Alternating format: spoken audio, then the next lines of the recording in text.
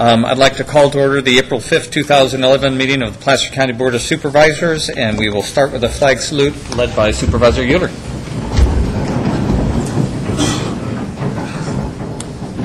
Allegiance to the flag of the United States of America and to the republic for which it stands, one nation, under God, indivisible, with liberty and justice for all.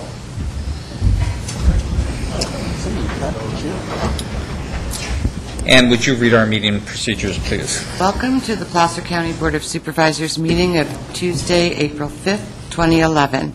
Agendas are available on the wall outside this meeting room. If you are here to speak on an issue not appearing on the agenda, you may do so during the public comment period. There's a 3-minute time limit per speaker. The board is not permitted to take action on items addressed under public comment.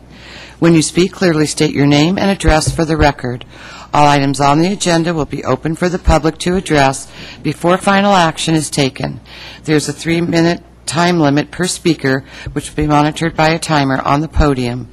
If there is a person speaking on behalf of a group with no other testimony from another member of the group, please identify yourself as such, and your time may be extended at the pleasure of the board.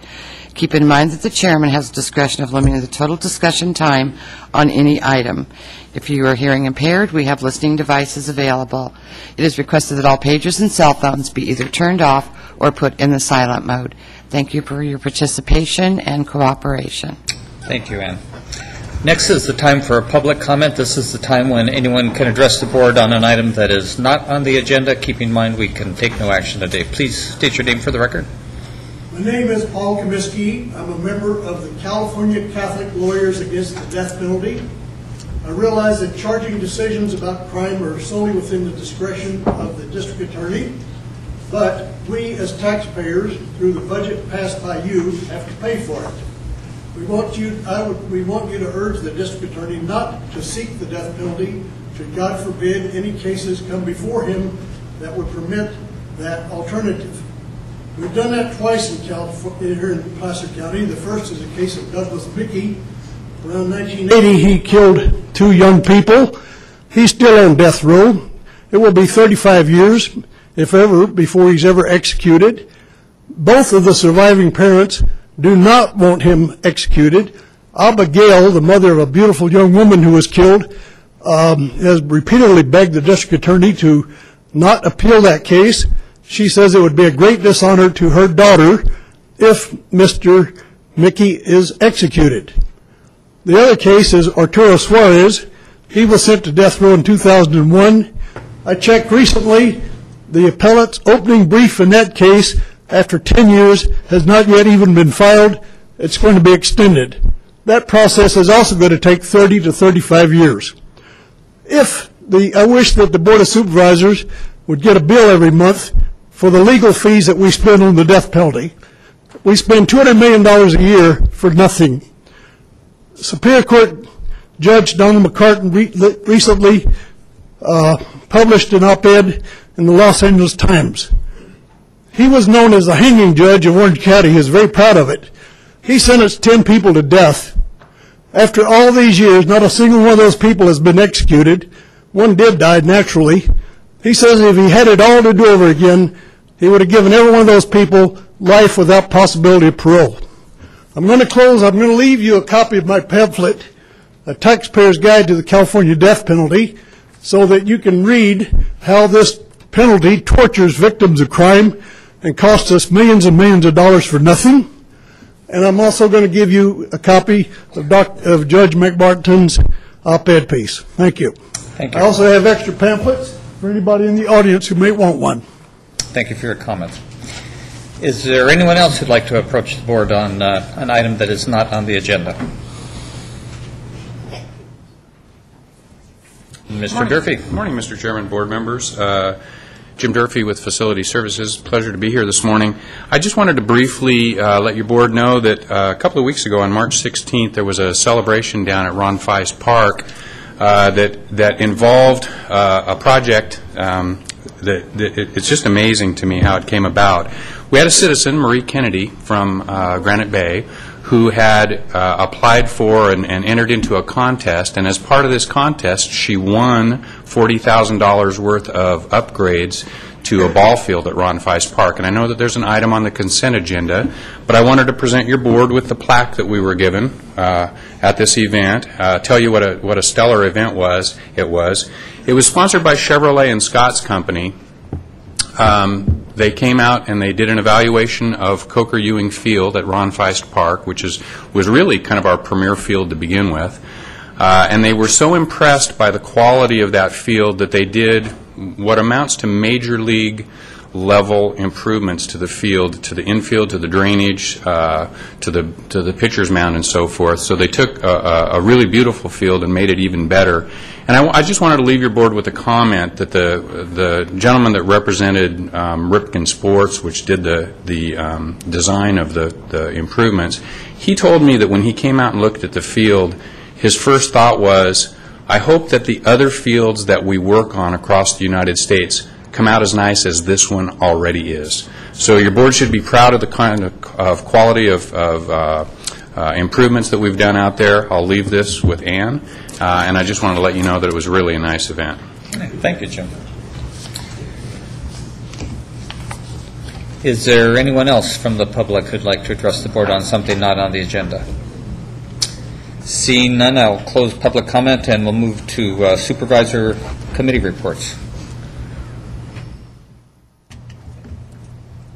Jennifer.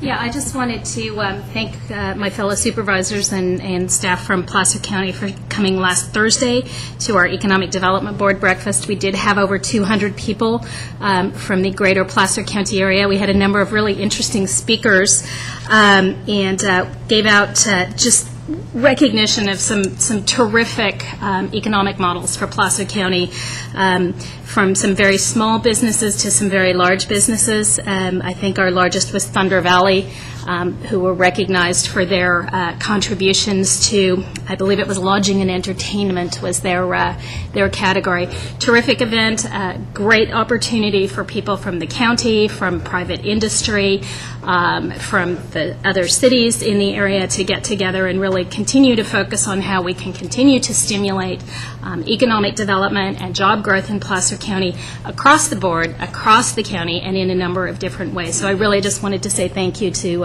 everyone who did attend, and just say let's do it again next year. Thank you. Jim? Yeah, I echo those comments. The City of Auburn did very well at that economic development breakfast. I appreciated that. I just wanted to let you know that remind you that April is Child Abuse Prevention Month, and also April is National County Government Month. So when you deliberate this month, please remember that. Thank you. Okay, seeing no other committee reports, we will move to our department items. Our first one is a competitive bid for asphalt. I'm sorry. It's two meetings in a row. I forgot consent. Consent agenda is next. No, I'm not. These are items that are intended to be approved. Many items intended to be approved in one motion, but the board would be happy to remove any if someone chooses or any of the board members choose to remove any. Jack? Item 18, items A through D. Any others? Is there anyone from the public who would like to have an item discussed? Seeing none? Move approval of the remaining items. Second. It's moved and seconded to approve the consent agenda with the changes mentioned. Roll call, Ann? Holmes? Aye. Duran? Yes. Euler? Montgomery? Yes. Wygant? Yes. And Item 18, A through D, I just pulled. We're still in the process of, on a moving forward basis, of taking a look at the options to the revenue share. So I await options and staff's recommendations. Thank you. Second. moved and seconded to approve 18A through D. All those in favor say aye. Aye. Opposed? Abstain? Yes. 4 ayes and 1 abstention. Thank you. Now we will take our first department item. Jim, competitive bid for asphalt concrete. Good morning, Mr. Chairman and members of the board. I do appreciate your efforts to move me forward, sir. Item 3A is requesting your board's approval to award competitive bid number 157 to Vulcan Materials, Roseville and Grass Valley for will call asphalt concrete for road maintenance in western Placer County, meaning that the county will pick up the asphalt and transport it to the county's job sites. Vulcan's was the only bid received. After bid opening, we contact other potential bidders to understand why they didn't bid. Most were outside of the maximum 45-mile radius to our job sites. 2 others simply did not respond to the bid. Compared with last year's contract, Vulcan's prices are less than the 3% increase in the consumer or the producer price index. So upon your approval, procurement will award blanket purchase orders to Vulcan Materials in the total aggregate amount of $680,000. We'd be happy to answer any questions you may have. Thanks, Jim. Any questions from the board? Jack? One quick question. The 45-mile radius, is that Exactly. Yes. Any other questions? Is there anyone from the public who has a question on this item? Seeing none, what's the pleasure of the board? Move approval. second? It's been moved and seconded to approve the competitive bid, 10,057. All those in favor say aye. Aye. Opposed? Motion carries. Thank you. I think I'll now jump down to Department Item 5, response to grand jury report. We'll leave all the budget stuff for one cluster like we did last time. So Item 5 is the grand jury letter response regarding the All-American Speedway. And Allison? I'll tell you what, Allison is probably madly running on her way here since you moved the agenda, so I'll start with the introduction, and if there's some questions, I'm sure Allison or Holly will follow up on those.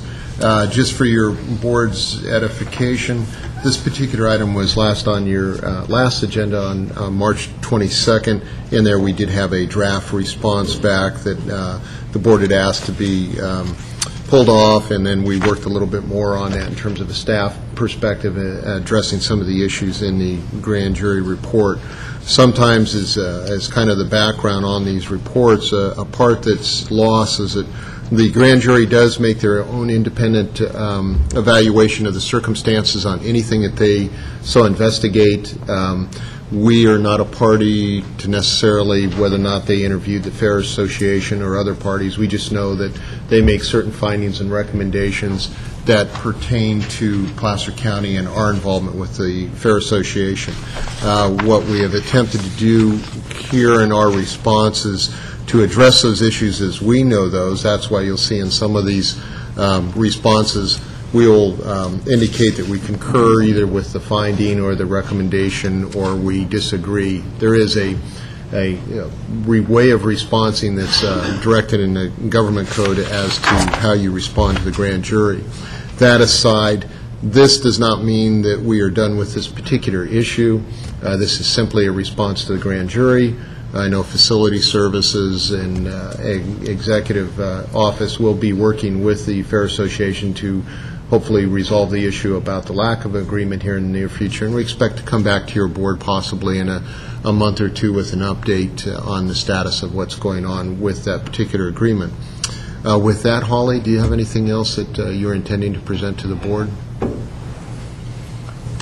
No, not at this time, unless you'd like a summary of really what the findings and recommendations were and what the intended response was, or is intended to be the draft response. Anyone on the board prefer that summary? Don't see any. Is there anyone from the public who'd like to address this item? Please state your name for the record, Chris. Morning, Chairman Wygant, Supervisors. I'm Chris Robles, Community Development Manager for the City of Roseville, and for the record, my address is 311 Vernon Street, Roseville, California. I somewhat feel uniquely qualified to comment on this issue, having fielded many of the complaints received regarding the Speedway operation on behalf of the city. I worked with Fair Management, Brock Wimberly, and Dennis Gage early on to work with an acoustic consultant, recommended an acoustic consultant to engage in recommendations on mitigation noise measures. And it seems I've gone full circle here with the Speedway as I've requested project plans, permits, and environmental documentation for the Speedway from the county back in 2006, and I'm asking for that again today. While the city, I'm certain that, and several of the residents' experience regarding the items represented in the response to the grand jury are articulated a little bit differently than the city's experience, my intention is not really to speak to that, but rather to address the issue of the Speedway and its noise generation. And I think that solely is fundamentally the issue here at hand, is the noise generated from the Speedway as a result of the expansion that occurred in 2006, 2007. It's not really the city's concern regarding the grand jury, but rather the county's response in addressing the noise impacts of the Speedway. I'd like to start my comments specifically on, I think, things that we can all agree on, and that is that Placer County owns the property and on which the fair operates, the fair and Speedway. Placer County Fair Association operates both of these venues. The fair expanded the track in 2006 and in 2007, and the track was expanded without permits or environmental review. This expansion allowed for the track to qualify for NASCAR events, allowed for late model vehicles to utilize the track, and allowed for increased speeds, and it changed the acoustics of the track. Following the expansion, the city received a significant increase in noise complaints due to the operation of the Speedway, and we received complaints from residents north of Highway 65 and east of Interstate 80. At no such time previously had the city received noise complaints from residents that great a distance from the Speedway. City staff and residents contacted the county in response to these complaints and were directed to the Fair Association. In response, the county response was that they had no involvement in the Speedway and directed staff and residents to the fair. The fair has been less than responsive in providing mitigation that's effective in ameliorating the noise impacts. And in fact, their website actually is even providing misinformation regarding the Speedway operations, noting that sound studies were conducted in 2008 and 2010. I contacted the fair executive officer to obtain a copy of these two studies, and they indicated to me that they had intended to do these studies but did not. The website further states that noise complaints were not received the latter part of the 2010 season. However, both the city and county received via email complaints regarding track operations. The fair operates under an agreement with Placer County. This agreement expired in 2007 and has been extended via provisions for an annual extension. However, this extension requires that the terms of the agreement be complied with, and the county's response to the grand jury notes that the fair has not complied with those terms. So I'm questioning the ability to actively continue with that agreement. The 2002-2007 agreement also states that the fair is subject to the laws of the state of California, and of relevance here is the California Environmental Quality Act. The same section states that the fair is subject to county zoning for planning, approval, construction, and modification of facilities, and clearly this did not occur. The 2002-2007 agreement also states that the fair shall assume executive management control of said fair, subject, however, to county control, acting through the Board of Supervisors and the county executive officer. The city asks that the county assume the ultimate control and address the noise impacts and implement the grand jury recommendations for environmental and permitting. And we ask further that the city further asks that the county not permit racing until the appropriate environmental review has been completed consistent with the requirements of CEQA. And with that, I'll gladly take any questions, and I thank you for your time this morning. Any questions of Chris? I don't see any, Chris. Thank you. Thank you. Well, Chris, I do have a comment. I did want to just recommend that in the future, I know that I've talked to Ray on several occasions, and we haven't had a substantive discussion on this particular issue.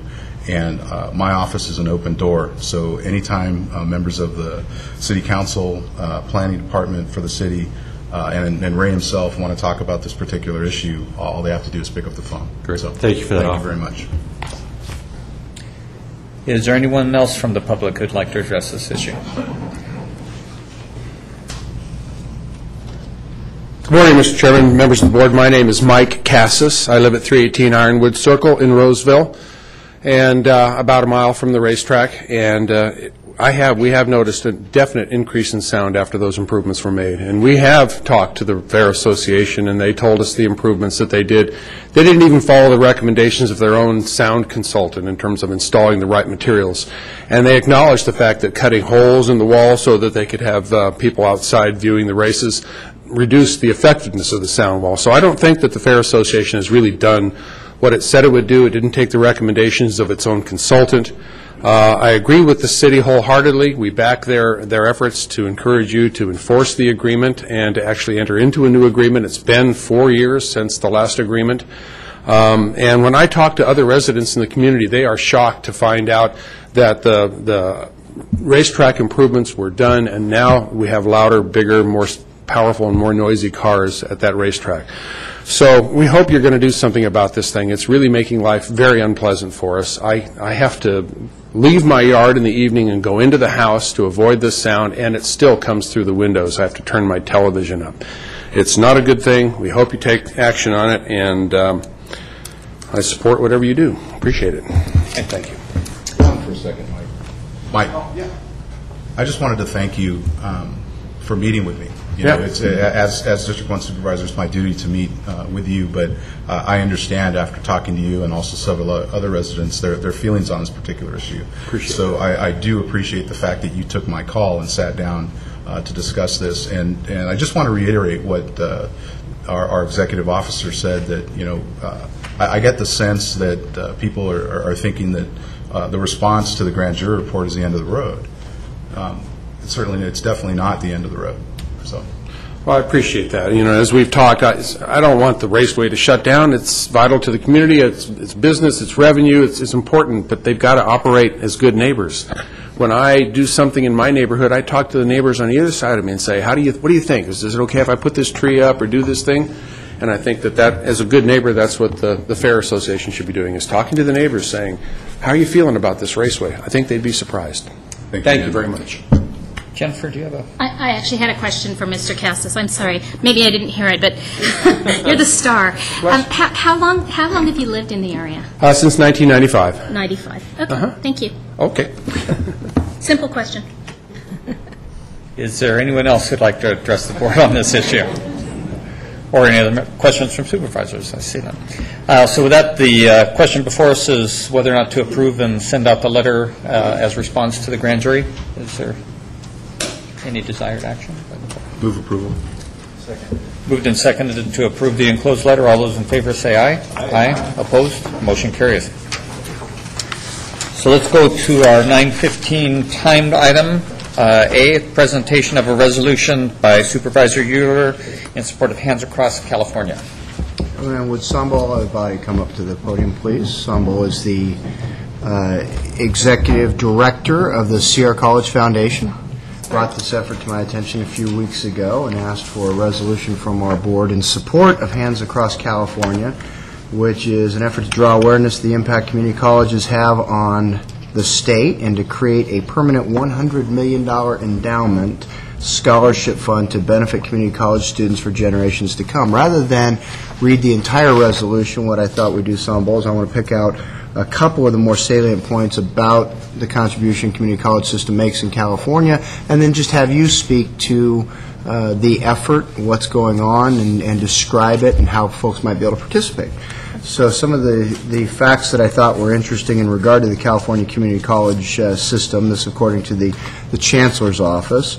Almost 60% of graduates of the California State University system and 30% of University of California system graduates, I'm one of them, transferred from a California community college. 80% of firefighters, law enforcement officers, and emergency medical technicians are credentialed at community colleges. 70% of California's nurses receive their education from community colleges. More than half of California veterans receiving GI educational benefits attend community college. Nearly 90% of full-time students are in need of some sort of financial aid, and almost half, 47% of all students, have no resources to pay for college, whether at community or any other level.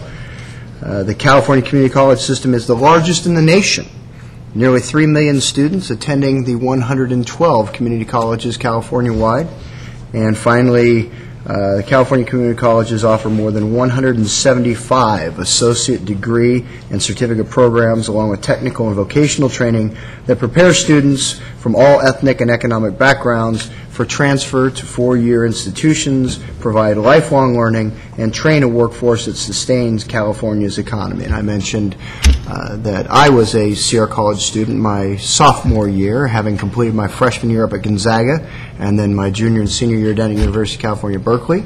So I know the impact that it had on my life. I know that we have other folks on this board that have been closely associated with Sierra College and community colleges. So I'd like for you to take a moment just to explain what the Hands Across California effort is all about and how folks might be able to assist you with your efforts. Thank you so much. I really appreciate you having me here this morning to talk about... Hold the mic down just a little. There you go. That helps. Thank you so much for having me today, for allowing me to share with you a little bit about Hands Across California, which truly is going to be an historic event in our state. As Kirk, as you mentioned, California community colleges educate the largest number of students, not in our nation, but in the world. Almost 3 million students are going through our system, about 112 of us.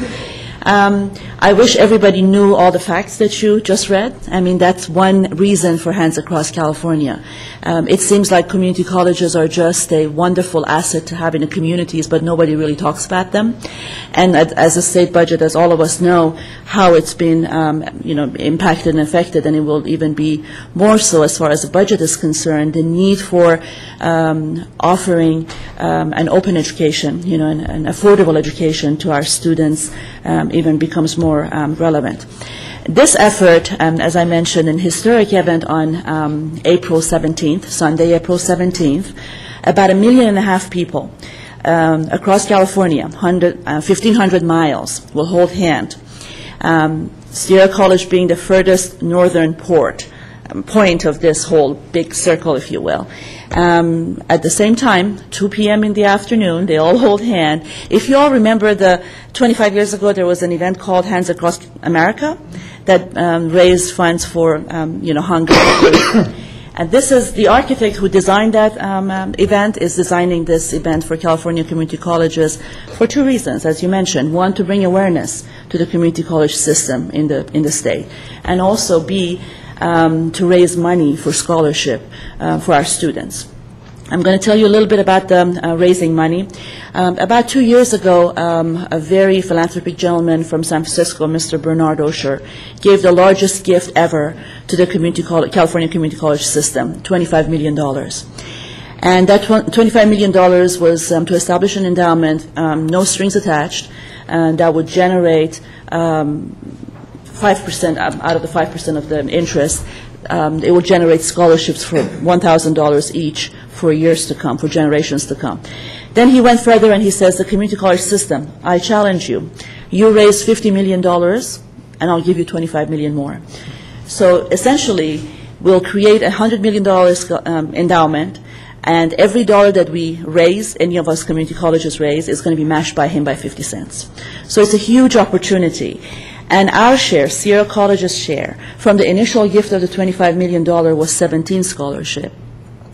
And our goal at Sierra College is to raise additional $650,000, making it into $1 million, which means with their match, it would be $51,000 scholarships for our students. So at the end of this event, at the end of this huge historic event, Sierra College students, 50 plus 67 of them for generations to come will be the recipient of a $1,000 scholarship for years to come. As you mentioned, community colleges are one of the only last stops for some of our students. Without it, they can't go any further. And again, as you mentioned, almost 60% of our students rely on some sort of a financial aid. And with this money, it would help them tremendously. So that was the money part of it.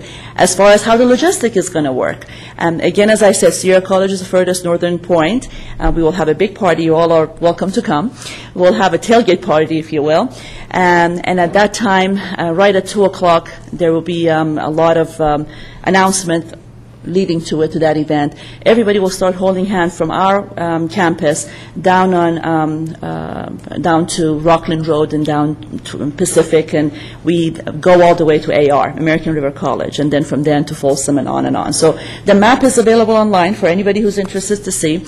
And those who cannot come to Sierra College, if you're close on the route, you can go somewhere and just hold hands.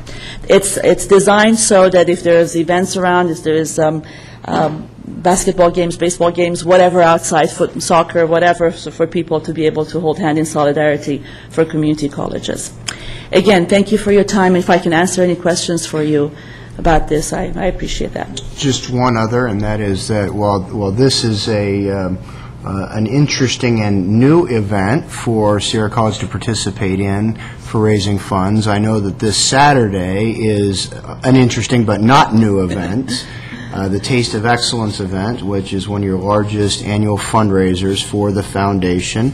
I'm assuming tickets are still available, if you want to tell folks a little bit about that. Absolutely. Thank you for that opportunity as well. Taste of Excellence is Sierra College Foundation's largest fundraising event. It's a food and wine tasting event. We invite the finest restaurants and wineries in our region to come and participate, and they do that, and they bring us a fabulous event. We entertain about almost 500 people every year.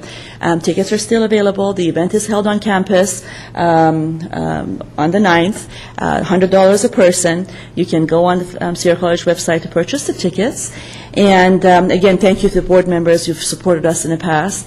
Really appreciate that. And funds raised from partial funds raised from that event will go towards the Hands Across California for the scholarship for our students. Great, thank you. Thank you. Thank you very much. Unless there are any questions or comments? I'm assuming if you can attend the event, you will still accept a check. Oh, absolutely. Okay, all right. Thank you. Thanks very much. Sanbal, just on behalf of the board, I want to thank you personally for all of the time and energy that you put into supporting Sierra generally, but specifically all of the fundraising that you've done. Sierra is a critically important amenity to Placer County and our community, and you've just done a fabulous job of helping out. Thank you very much. Thank you.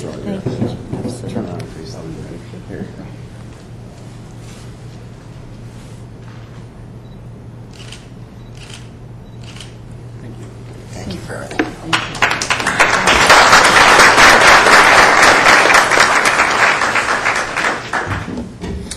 So, Mr. Pecora, if you'd like to come up to the podium, please.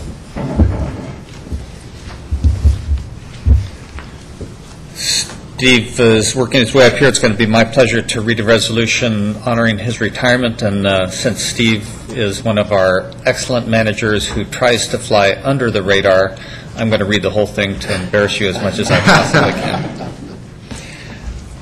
Retiring at such a young age. Whereas Chief of Probation Officer Stephen G. Pecora graduated from Sacramento State University in 1980. Was hired by Placer County August 12, 1982 as a group counselor with his retirement to commence on April 23, 2011. Whereas with Steve's leadership and in partnership with the Sheriff's Department, probation's alternative sentencing program have been rebuilt upon principles that ensure offenders are held to a high level of accountability while still providing an effective resolution for the complex overcrowding issues facing Placer's adult correctional facilities. Whereas Steve's leadership brought statewide recognition to Placer County Probation Department when Steve was recognized by the Chief Probation Officer of California as the Chief Probation Officer of the year 2010, where Steve has earned the highest respect of the bench, the local bar, local law enforcement agencies, deputy probation officers, and staff who have served under his leadership. Placer County deputy probation officers have been extraordinarily proud to call him their chief, and the citizens of Placer County have been exceptionally well served by Steve's dedication and service in the role of chief probation officer. Whereas Steve has been an unwavering source of good humor, encouragement, support, and motivation to all, have had the pleasure and good fortune to work with him. Whereas Steve has led the probation department by setting an example of unsurpassed professionalism, integrity, effectiveness, and supervision and treatment of criminal offenders, and the pursuit of justice on behalf of crime victims and residents of Placer County. Therefore, it be it resolved that the Board of Supervisors of Placer County, on behalf of the citizens of Placer County, acknowledge with tremendous appreciation Stephen Bacor's exceptional service and wish him well in his retirement and future pursuits. So I'm going to come down and present this to you, but before I do that, you have a chance to make some comments. I'll just be real brief, and I thank everyone for the opportunity to work in this county. It's been fun. It's been a challenge. There have been a number of challenges. And I guess I just want to make sure that I make a comment with regard to the probation department and the staff that are there. They are exceptional people, and it's just been great working with them. And if ever I've forgotten to mention that, I want to make sure that I mentioned it today, and I will miss all of them. Thank you. Kirk, did you have a comment? No, I'm sorry. Something previous.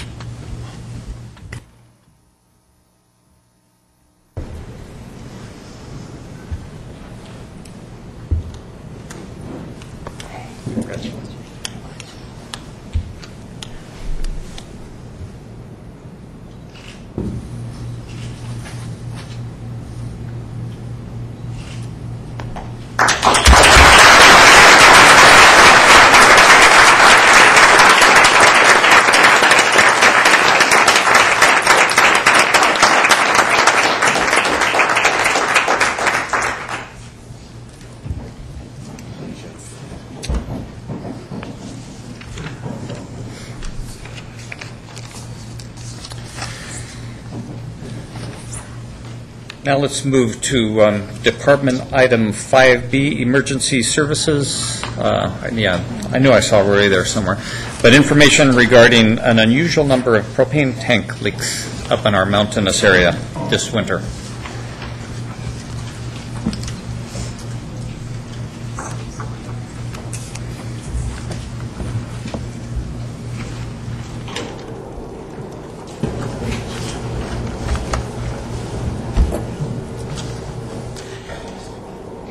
Mr. Chairman, members of the board, I'm Rui Cunha from Assistant Director of Emergency Services, and I'm joined by the Director of Environmental Health, Joe Paul. Greg, if you can go ahead and zip through the next two. No, I got it. Just want to mention who's here. Jill and I have the pleasure of informing the board on this particular subject, but there's a whole group of folks that are assisting us. As the board is aware, we've had very nearly record snow levels in several areas on the eastern side of the county, which is great for skiing and other snow sports. All of those things are going very, very well in eastern Placer County, as you know. But with those record snows, there are impacts to communities and impacts to certain residents that are up there. And we're going to focus a little bit on some of the impacts that we're seeing both in Serene Lakes as well as in the North Tahoe area and around the basin. Some of the agencies that have been significant contributors to the propane leaks that we're seeing are certainly all of the fire entities there, but in particular Truckee Fire Protection District, as we've had really a focus of issues in the Serene Lakes area. Our Placer County Sheriff's Office, obviously Environmental Health, CDRA for mapping purposes. We had a Placer County Incident Management team that came in and assisted us with organizing some of the incident, which had members from several of the fire departments in Placer County. Additionally, the propane providers have been very cooperative with Placer County in terms of resolving the current issues and potentially working with us in the future. Plus, with the nature of communications, we've had issues with communications up there, and Verizon Wireless has been cooperative in moving a mobile communications capability up there to help with some of that. So those are just some of the members who have participated in a significant way.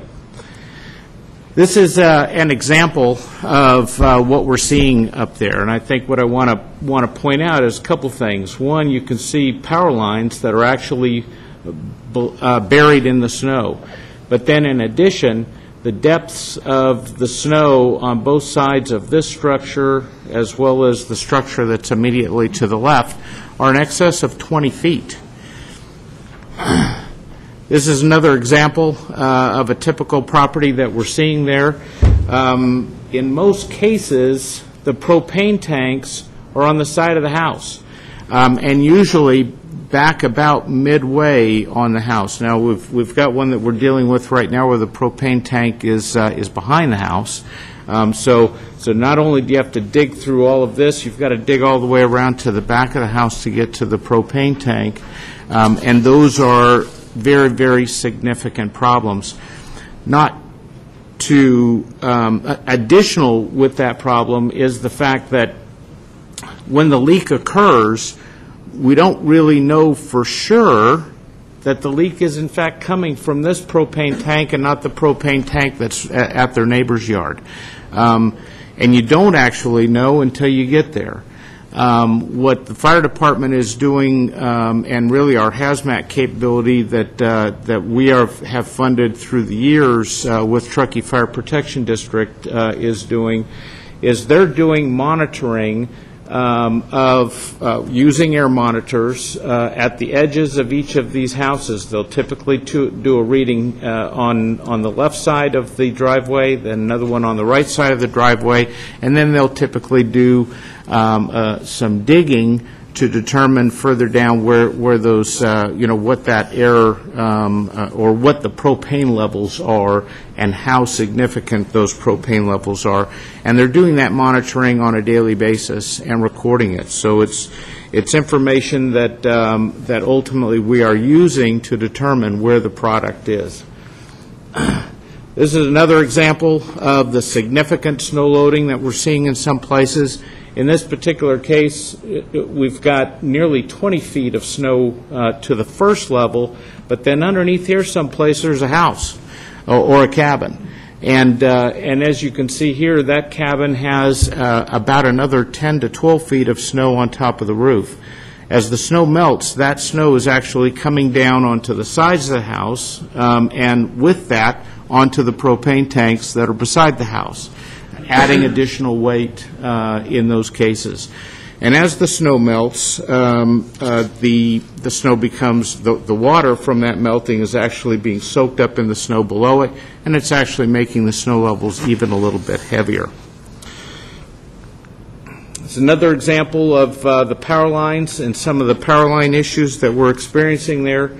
And in this next slide, you can see this particular power pole is actually getting pushed slightly to the right, and you can see that part of that is as a result of the heavy snow, and that snow, as it melts, will begin to move. We've actually had 3 power lines snap completely up there, resulting this past weekend of the reduction in power to 450 homes in the Serene Lakes area.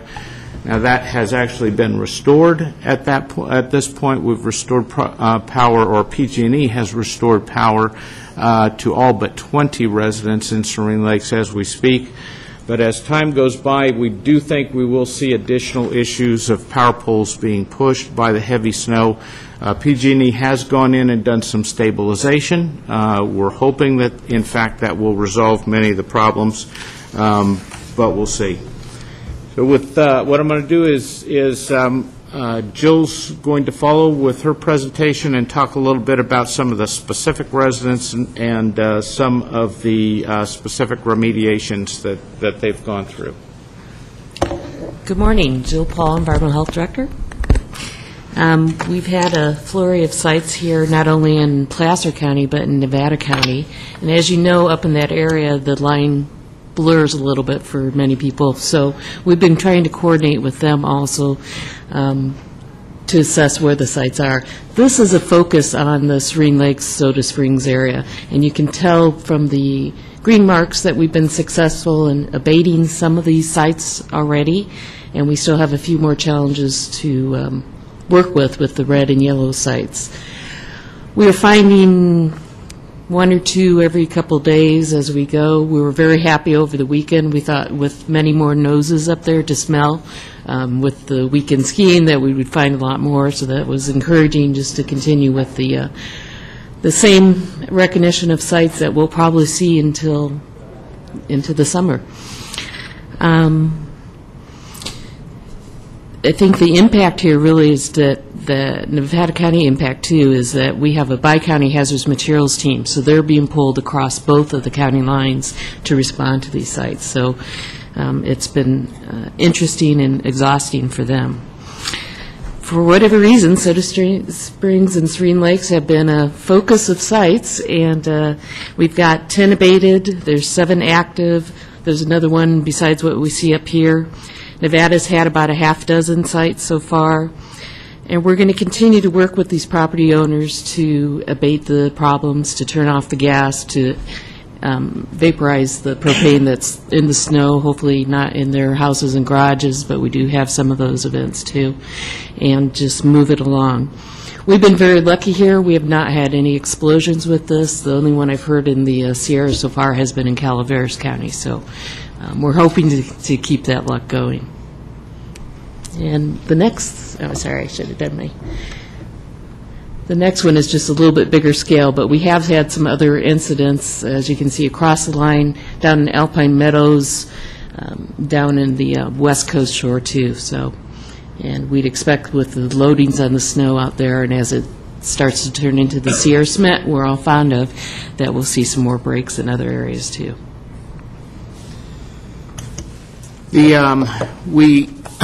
Our road ahead currently is to continue to respond to propane incidents as they occur.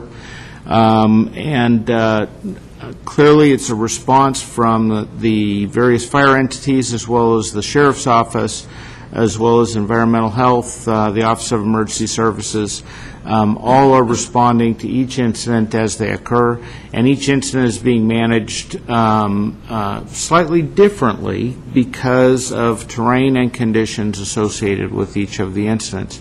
They are each a unique incident, if you will. And so we are responding to them, and we will continue to do that. So far, 100% of the property owners that we've worked with, because these are incidents on individual property owners' lots, so far 100% of the property owners that we've dealt with have been cooperative with us, and we're hoping that that will continue. It is necessary to abate these hazards when they occur. We have had significantly explosive readings from air monitors as we've gone through this process, so there is a real danger each time that there is a leak. We are, in addition to that, working with a broader group. In fact, we'll have a meeting up in Kingvale on April 7th. Where we've invited some of the propane providers as well as environmental health as well as the building department and a number of other folks to discuss longer term what do we do to potentially change our business practice if necessary, if possible, to make sure that this kind of problem is reduced at some point in the future. And we will discuss that on April 7th. I'm quite sure we will not come to resolution. However, we are committed to working to try and resolve this problem longer term. Subject to any questions that the board might have, that concludes our presentation. Thanks. Questions? Jennifer. I want to thank Rui and Jill particularly. They've been very responsive to this when I called them up and said, hey, there's really a problem up here. It's not just the sort of random house, but it's going to continue to be a pattern, and said we really need to establish an emergency operations center. They were very responsive and got on it very quickly and pulled together the appropriate staff and the appropriate resources, so I really wanted to thank the both of you for that. Not to contradict Rui, because he's bigger than I am, but generally propane tanks aren't found on the side of the house because they can't be situated in the shed area. Where they are found is at the side of the driveway. And why that becomes a problem is because so many years ago when we made some land use decisions about areas like Serene Lakes and other areas up in the heavy snow country, we didn't think about snow storage. we didn't think about where you would put the snow from the roads. At the time we approved those sorts of subdivisions, we didn't have driveways. We had alternate side street parking, so nobody had to worry about blowing the snow out of their driveway and keeping their driveways clear. So what we've come to find in Alpine Meadows, on the West Shore, on Donner Summit, is that once upon a time you could pretty much not worry too much about keeping your propane tank dug out because it wasn't constantly being bombarded with snow from the roads, snow from the driveways, snow from people's decks.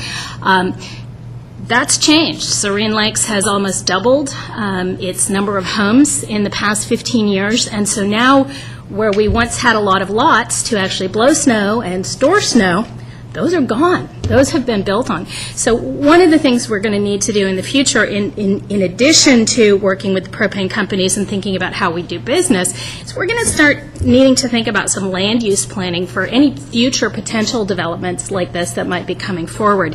We also may need to be working with the building department to allow some things that we have not been particularly warm to in the past, such as putting structures over propane tanks, appropriately engineered structures.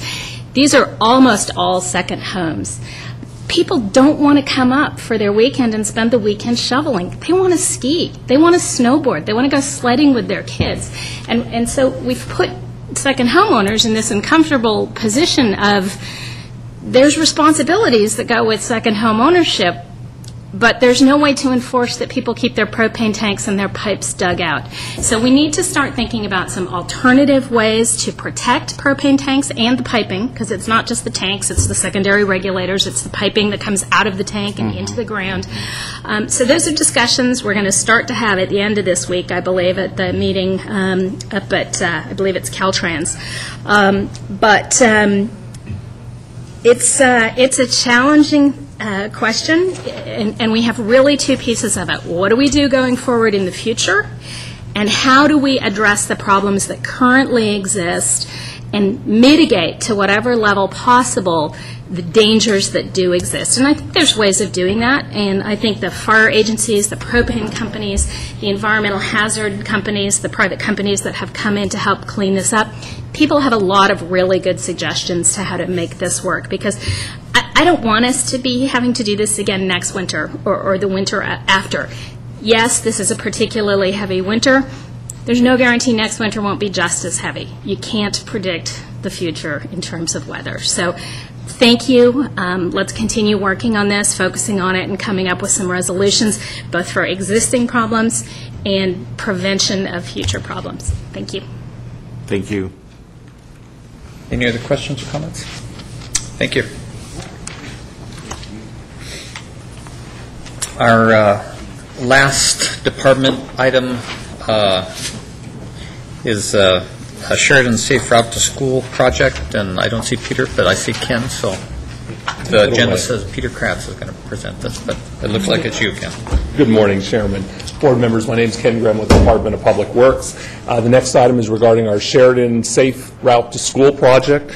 We have a multi-parted action item today. We're asking you to approve the project and plan, the project plans and specifications, allowing the chairman to sign the cover sheet, authorizing the Public Works Department to advertise for construction bids, and then authorizing the Public Works Director to award a contract to the lowest responsible bidder in an amount not to exceed $220,000. And finally, authorizing the Director of Public Works to sign any change orders up to 10% of the construction amount. Sheridan Elementary is located in the northern, or I should say Sheridan Elementary School is located in the northern portion of Sheridan. Currently, streets are lined with ditches, and very difficult for children to get to school. They walk out into the street however it takes to get there. In fact, in front of the school, people park in front of the school. Children have to walk around the cars to get to the school. The project will construct pedestrian pathways, shown up here on the map, through some of the adjacent neighborhoods, also immediately adjacent to the school. We're also improving a bus loading area. A four-way stop will be placed on Riosa Road, I believe at 10th Street. That will allow children to get from the south side of Riosa Road up to the school in a safer manner. And then we're going to put a radar feedback sign immediately adjacent to school to make sure people know how fast they're going when they're driving in the school zone. With substantial support from the community, and particularly I'd like to note Principal Chris Knutson worked with us to apply for and get awarded this grant. 100% of the money is coming from the federal government, approximately $220,000, and we hope to have it completed before the beginning of the school year in August, which is why we're asking you to allow me, or the Director of Public Works, to award this project to the lowest responsible bidder. It will save a few more weeks and help ensure that we can get the improvements in before the beginning of the school year. And with that, I'd be happy to answer any questions that you might have. Questions? I don't see any, but I personally want to thank you, Ken, and Jennifer Pereira, and Chris Knudsen, and Tom, County Exec's office. We had this great focus in Sheridan recently, trying to look at all of our resources that might be added to that community. The school is an essential part of Sheridan, and we've enjoyed a great working relationship with the school district, but particularly Chris Knudsen, our principal. So this is going to be a huge improvement, and I greatly appreciate all the work and effort you put into it, and everyone. So do we have a motion? Move approval. Moved and seconded to adopt the resolution and go forward with the project as discussed. All those in favor say aye. Aye. Opposed? Motion carries. Thank you. So now we will adjourn into closed session. Tony? Did we do that before the budget? Oh, I'm sorry. Yeah, I don't. All that time. Okay. I apologize. You got to give me a little more warning. No, I don't. All the budget items that, anyway. We will now deal with Department Item 4, starting with 4A through C, continued workshop on our... yeah, I apologize. So Teresa, or Tom, you going to kick it off, or is Teresa going to kick it off? Teresa's going to kick it off. Actually, if I could ask the IT specialists in the back to put up the one for the policies, I'd appreciate it.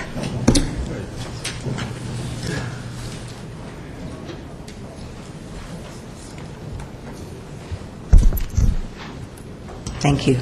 Good morning, Mr. Chairman, members of the board. Teresa Leonard with the Executive Office, and I'm here today to talk to you about the county's adopted policies.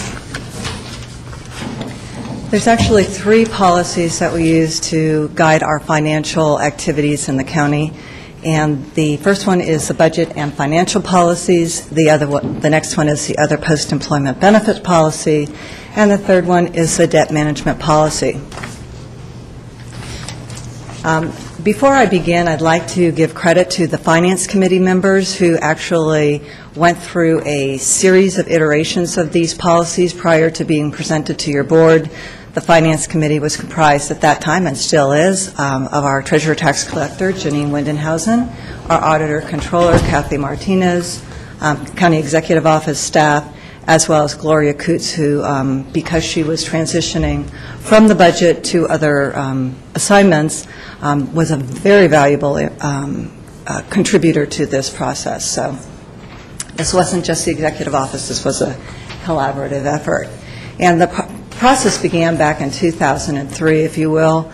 You may recall early in that decade, the finances in the economy were a little bit lower. We were coming back from a rather significant downturn, and what we wanted to do was to immortalize business practices in the county and how we manage our budget process. And to that end, the first policy that actually got adopted by your board was the budget and finance policy. And essentially it took past practice, looked at what every other county and city was doing in the state of California, and said, let's take the very best of the best and bring it to our board for consideration. Essentially, it was done in an effort to promote stability and long-term planning. And key to all of these policies was to avoid short-term decision-making processes so that long-term goals could be achieved through more of a phased effort, if you will. Some things actually take several years to accomplish, but so that was the goal in a lot of these policies, and you'll see that mentioned sort of routinely throughout. It directs the county executive officer, who under the charter has the responsibility to develop the budget, the proposed budget, and bring it back to your board. It also, once the budget's adopted, provides the guidance to manage that budget and make sure that all the transactions that the board has approved through the budget are accomplished and managed. Because the continuity of the board shifts as new members join the board and others leave, it provides some context to help new board members understand what we're trying to accomplish as we're preparing the budget and what's guiding those decisions. The budget and finance policy addresses several areas, predominantly revenues, expenditures, capital project outlay, and the set-aside of reserves. It tells us that we have to follow the guidelines in the County Budget Act and adopt a proposed budget by the set date and a final budget by the set date under statute. It also says that we should look at that point in time, what's going on in the economy, what's going on in our county, and reflect that in the document that we present to you so that it creates some context for the public if they look at the document, and also to look back on and have some consideration as to what was happening at that point in time and why certain decisions were made. It also tells us that the executive office is to come back to your board on a regular basis to tell you how the budget is performing. And that's typically done somewhere at mid-year and progressively as we move through the budget process. So one of the key elements of the budget is to understand that it's an estimate. All budgets are estimates, and that the revenues that are budgeted are to be continuing, sustainable, ongoing, that we're not supposed to be budgeting airy-fairy money, if I would say the state of California does, and see where it's gotten them. Only what is set and determined. So for instance, if we have a fee that's going to be going to your board after adoption of the proposed budget, we would not include any fee increases in the budget pending your adoption. Once it's adopted, we would then include it with the final budget. But we do not put anything into the budget in terms of revenue unless we actually expect to receive it. Realistic and probable. The document guides us to review our fees that we assess periodically. It would be great to do it annually, but periodically to try to get full cost recovery. Many of the programs that we operate out of the county are subsidized or offset by general purpose revenues because we do not have full cost recovery, but the goal at some point is to get to full cost recovery. Other key elements is that, and this is not a typical year with the state, so let's just bear that in mind, is that we try to follow what's going on at the state level with regard to their budget and take what the governor has released in the January proposal and incorporate what fits with our county. This year, if we did that, we would be pretty much throwing our budget up in the air and seeing how it lands because it's so up in the air at the state. So this is the one year that we're going to make an exception to that, and Graham will speak further to that in a little bit. But essentially, typically, we would like to follow and incorporate in what we know will be in the state budget and how it will impact us. The other side of the equation, when you're doing a budget, you have sources of funds and you have uses of funds, are expenditures. And when the board adopted this policy, and it was back in 2003, we had not had the opportunity to build or construct buildings to replace our aging infrastructure at that time. And so a concerted effort was made through the policies to set aside funding to put capital outlay as one of the top priorities in the county, and particularly in light of if we had one-time funds materialize, to direct those towards capital infrastructure, and you'll see that in the first bullet that I have up there. Fund balance, predominantly up until the economic decline, always went to fund one-time expenditures, so that we were not going to rely on the one-time use of fund balance carryover to fund ongoing operating costs. We've had to make an exception to that over the last few years, and gradually we've increased the use of one-time funds to fund ongoing expenditures. Graham has a slide that will discuss that further. One of the key elements that has come back to your board over the years is that while the policy is that all state and federal programs will be funded at the level that they're that will be operated at the level that they're funded, Over these last decade, the state has chosen not to reimburse counties for the full cost of doing business to provide these mandated services.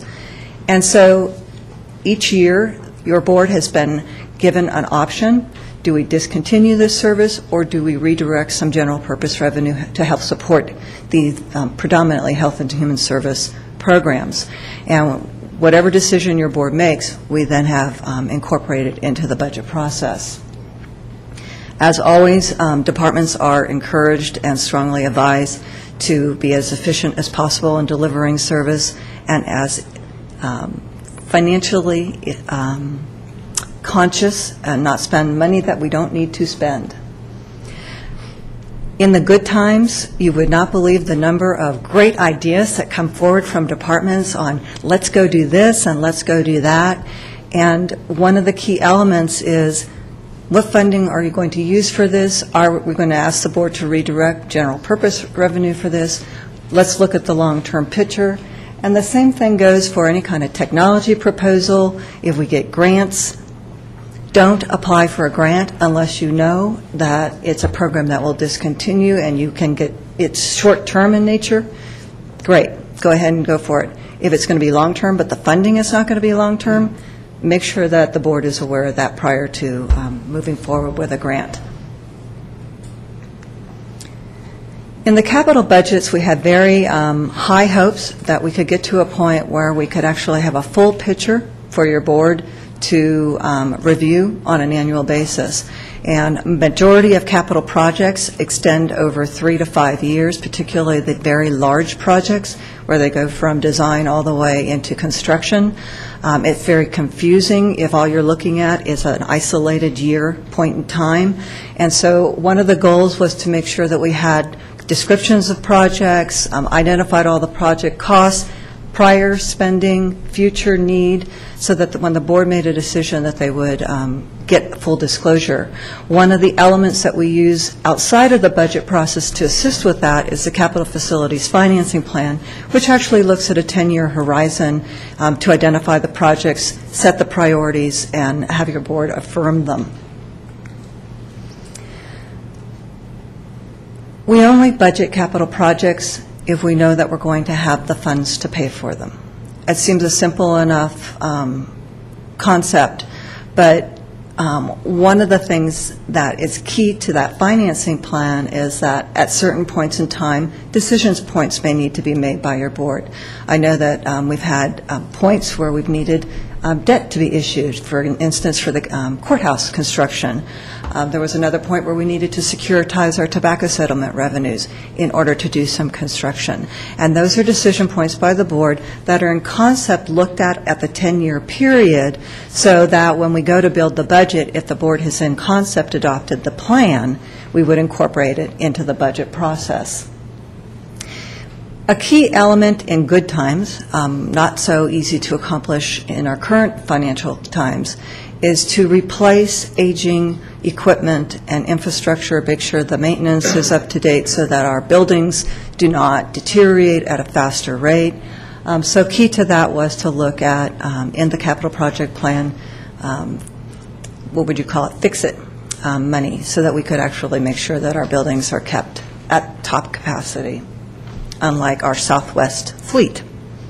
So the other key element in the county is to set aside the rainy day funds. Our Governor Arnold Schwarzenegger talked about rainy day funds all the time. Key is that reserves actually do two things. They help you plan for bad times, and they help you with ongoing cash flow concerns. In this county, the majority of our general purpose revenues post with property tax, so in December and April. So that means that we're having to operate for several months at a deficit or drawing down on any cash that we have set aside to pay for expenditures. Over the last few years, compounding that issue has been what's going on with the state and the reimbursement of our mandated programs. The longer they delay in reimbursing us for money we've already spent, the tighter our cash flow becomes. So maintaining an adequate level of reserves is critical for cash flow, in addition to planning for future concerns.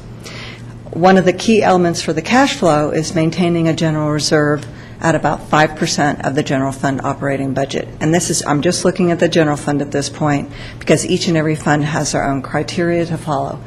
5% absent the capital contribution, because that at sometimes was over $20 million. And so essentially what we were trying to do is to maintain an adequate foundation, a strong financial foundation. We were also looking at what happens in economic downturns and where are we impacted the most, where we cannot easily sustain our services that we provide. One of the key elements is the general relief that the general fund is 100% responsible for, and so we would set aside money for future occurrences or caseload growth that we knew was going to happen when we could least afford it, when revenues would probably be flat or declining, and so that money was set aside to help subsidize those programs. The other element is in government accounting. We do not fund depreciation expense. There is no cash connected to it. It's booked, it's in the accounting records, but there's no cash set aside. And so in order to understand that, we were going to have to replace equipment, infrastructure. We actually started setting aside in a reserve funds for capital replacement, capital and equipment replacement. As I mentioned before, the smaller funds, the other funds should all have a set criteria to follow as well. They all have cash flow issues. An example would be the library that is dependent upon property tax, the fire control fund. They all need money in order to operate. Every year, we are required to complete an actuarial report for our general liability and our workers' comp funds. That report tells us how much we have to set aside for our loss contingencies, and what we've gotten direction from the board is at least set aside 80% of what is needed.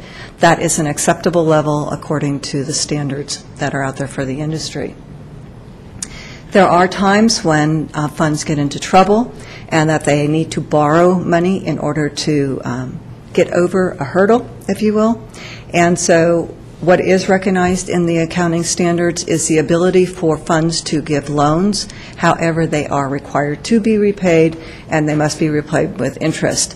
There was a time in this county when we were a little more rural, and it's like, oh, well, we'll just, help out over here and help out over there, where we pulled back in to make sure that we were in keeping with the accounting standard. The next policy I'd like to talk to you about is the other post-employment benefit policy. And I did a presentation not long ago to your board, so you're probably all familiar with it, with the exception of maybe Supervisor Euler. So some of the slides are going to be redundant, and I apologize for that. But in order to make these points, I need to make sure that we have full awareness. Again, fiscal responsibility, long-term planning. That's what this policy is designed to do. We recognize that we have obligations to our retirees for benefits other than pensions, that's other post-employment benefits. And so in order to provide for them, a policy was adopted by the board and was recently updated in 2010. In order to benefit from the discount rate at the highest possible level, the funds were required to be put into an irrevocable trust. It wasn't a choice. It was one of the accounting standards. And so we have put our funds in the Placer County, California Employees Retirement Benefit Trust, also known as the CERB. What that does is it maximizes your investment returns because you can use a high discount rate when you do the actuarial report. There are a number of options open to the board, up to and including not funding the OPEB obligation, and I want to be really clear on that because we're not required. There's no law that says we have to fund it. We do have to pay for the obligation and the liability as it materializes, but we do not have to fund. The board has adopted a policy that states that at a minimum what we are going to fund is the minimum ARC requirement, also annual required contribution. And what that is comprised of is a formula, which is essentially the actuarial ARC less your pay-as-you-go that you put out for retiree medical insurance. That's what we said we will fund at a minimum. In addition to that, the board has said, we recognize that as we bring in new employees, that this picture in time regarding our obligation for retiree medical and dental and whatever else is in there is going to change.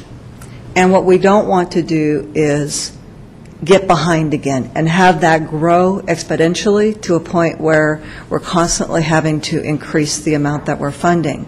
So we're going to start recognizing the obligations that are going to be incurred by bringing in new people to help flatten that, the growth line, if you will, of the annual required contribution. In addition to that, as has been done in past practice and is now part of the policy, if there is additional funding, and there won't be this year probably, but there are years where we have additional funding, we will contribute it at board direction to the trust. And that is done through the budget process, through the year-end wrap-up process, when we know what the fund balance carryover would be, through the course of the year. If we come back to your board and do a presentation and we have an unexpected boon in terms of unrealized revenue, we might ask that it be set aside, and then it would be at the board's discretion. Again, and this is a redundant slide, funds previously collected were sent to the SERB. What that did was it infused the assets by $40 million which reduced the unfunded liability, and that is above and beyond what was the minimum requirement that had been collected over a number of fiscal cycles. The other thing that the board did that was a policy direction was we moved to an 80-20 health cost sharing formula, and that had a significant impact on the unfunded liability, reducing it over $30 million. This is a pictorial representation of what we're looking at in terms of our current actuarial report. We have an unfunded liability of $192 million. You will note that both the normal cost for actives, which is the obligation or what the employees have earned that year, the active employees, as well as the retirees, both of them have grown. The liability is continuing to grow. A big part of that has to do with the changes in the assumptions that CalPERS has put into play that affected this report. However, because of the prudent actions taken by your board, setting aside additional funds and changing the health cost sharing ratio, we actually have been able to reduce our liability, our unfunded liability. So what that did for the county is it actually reduced the minimum annual required contribution. So we are benefiting from those policy decisions by actually only having to set aside $14.9 million this year towards the minimum required contribution. So what would have happened if the board had not done those again, forward-thinking, long-term strategic policy decisions? The growth from 2009 in the liability would have been $91 million. And the growth in the unfunded liability would have been $52 million. What is most important to me is what that effect would have had on our budget. And essentially, we would have had to add $5 million to our operating budget to fund the minimum annual required contribution. So we've gotten strong acknowledgement from John Bartel, who is the known OPEB actuary in the state of California, that your policy direction is long-term thinking, forward thinking, very strongly endorses what you have done. One of the questions that Supervisor Montgomery had at the last presentation is, okay, so we're setting aside this extra money. What is our goal? So I contacted the SERB and talked to their experts, and essentially what they told us is that your goal is to fully fund your actuarial accrued liability. And in our report, that's $307 million. That is your goal, of which we've funded about 38% to date. What that equates to is about 75, 76% of the present value of projected benefits which is $406 million. So that is your goal. Why do you try to attain that goal? Because when you attain that goal, then you can start paying for retiree medical premiums out of the CERB, and all you have to contribute to the CERB is the normal cost for your active employees, or the benefits that they've earned that year. And so essentially what would happen, and these numbers are for 12-13, so Supervisor Euler, I know you check things back and forth. This is a year ahead, and I apologize for that, but the concept's the same, is essentially what that means of if your ARC was $27 million, you would only have to pay $14.6 million, and you would not pay the pay-as-you-go because that would come out of the CERB. That would save you, this budget cycle, almost $12 million. So that's your goal, and hopefully that helps answer that question. This is just a pictorial representation of what the board has done over the years, and a statement essentially that in keeping with the board's policy that the proposed budget will be developed to fund at a minimum the ARC, the 14.9, and that $2 million would be set aside in the general and public safety funds for new hires. Predominant employment right now where we're bringing in new people is in the public safety area. The majority of those funds would be set aside in that area if we were going to continue with the policy. The next policy is the debt management policy. I did hand out to your board a sheet that shows the credit rating for the county, and it compares us to some other agencies. And on the back, there's a cheat sheet. It sort of says what it means. And essentially, we are high-quality grade, and we are strong capacity. And I want to thank the Treasurer's Office for providing this information to me. Essentially, it was updated the last time we actually had to update our credit rating to issue debt. The other thing that I've handed out is an article that refers to pension obligation bonds. And the reason I'm sort of doing this in between the debt and the OPEB is because a question was raised by Supervisor Duran as to have we considered issuing bonds to fund the unfunded liability for OPEB. And what I would say is we looked at pension obligation bonds back in 2003. We looked at them very seriously. And you'll kind of laugh because at that point our pension unfunded liability was only $18 million. Now it's like $250-something million. But there are advantages to issuing pension obligation bonds. You take advantage of low interest rates. You might actually be able to make more money on the investment in the pension plan than what you're having to pay down towards the bonds. But you'll notice in the article that there's downsides to it too. And what we saw in the early decade was that when agencies issued pension obligation bonds, they did not expect to lose principal in their pension plans. They expected to maybe make or exceed the interest they were paying on their debt for the bond. What happened instead was that not only did they lose interest rate in the pension plan, they lost a significant amount of principal, which they had then entered into long-term debt and were making payments on, so they got hit twice. So essentially, they lost in the pension plan. They also were making these payments. It's interesting on the back half of that article that the credit rating agencies actually see when agencies enter into pension obligation bonds that it's a sign of fiscal distress, that you would only do it if you really needed to or if you really had to, and that essentially they do not endorse using one-time money to pay for ongoing operating costs, and that's in that article. And I will tell you, I am by no expert on pension obligation bonds, but that's what I know. Ms. Leonard, I appreciate your commentary on the circumstances with the pension bond. I would also notice that this article is from 2003. Absolutely. Could you provide some updated information with regards to what's happened since then? I would be happy to. Thank you. So As the other policies have done, it serves as a tool, the debt management policy, to guide the fiscal operations of the county.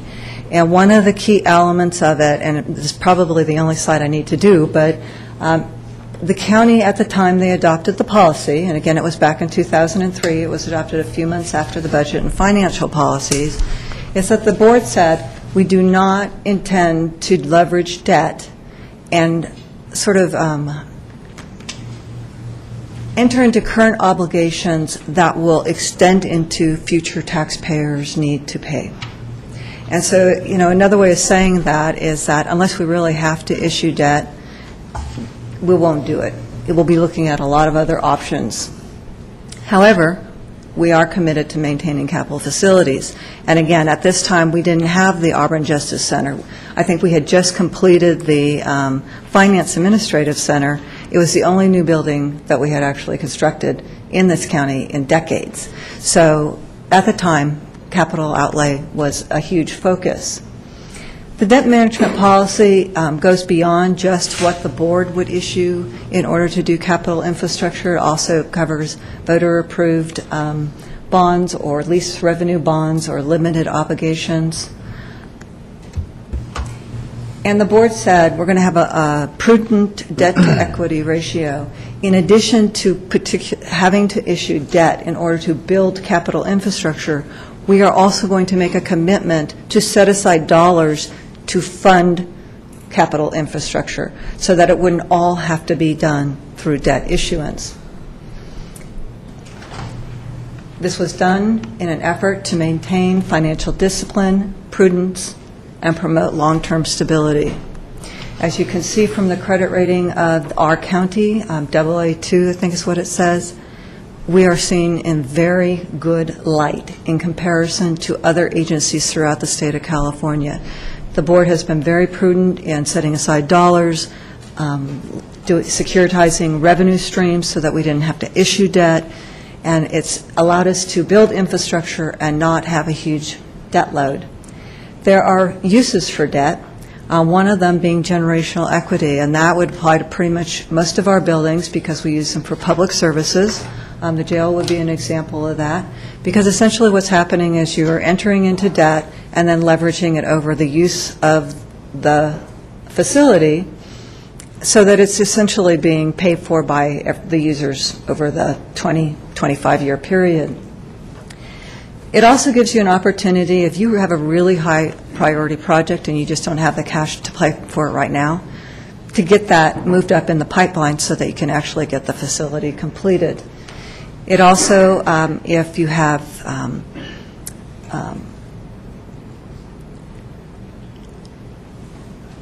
trying to think. If you have a program where you need to build infrastructure and you have revenue that's going to sustain it, that would be a good use of this. So the debt management policy, there's ways that credit rating agencies look at, can you afford it? The county is held in very good standing with that. And we use these ratings as a benchmark to compare with how we fit in the county with other agencies. The goal of the board at that time was to maintain our debt at or below the levels of comparable counties, at or below. Right now, we have several issues out there that the board has authorized. The largest is the courthouse, and then the most recent is the courthouse, where we still have 20 years of payments. As you can see, we have about $4.3 million that we are paying annually towards debt service. We will continue to pay this amount for up to 20 years each year. To enter into more debt obligation would increase that amount, and it comes right out of the operating budget. The majority of the $4.3 million is funded through general fund, general purpose revenues. And with that, I'd be happy to answer any questions for you. Questions, comment, Kirk? Yeah, on slide 16, you're representing our total liability versus our unfunded liability. And while our unfunded liability is a percentage, we are more funded as a percentage dramatically over where we were in 2009. we continue to see our total liability grow at a fairly significant rate in just those 2 years, even though we have not been adding new staff. And so I'm wondering, that line, the total liability line, as well as the continual escalation in a total arc, how much of that is driven by a restatement of anticipated earnings? In terms of wages? No, in terms of earnings on dollars invested.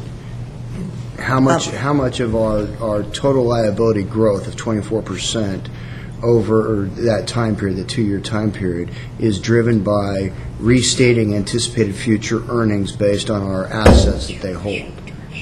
The actuarial report that was completed used a 7.75 discount rate, or rate of return on the investment. Right. So that's what was used in the analysis. The significant growth in the liability had more to do with the change in the experience study that was completed recently by CalPERS, where people are retiring earlier and living longer, and the compounding issue with active employees.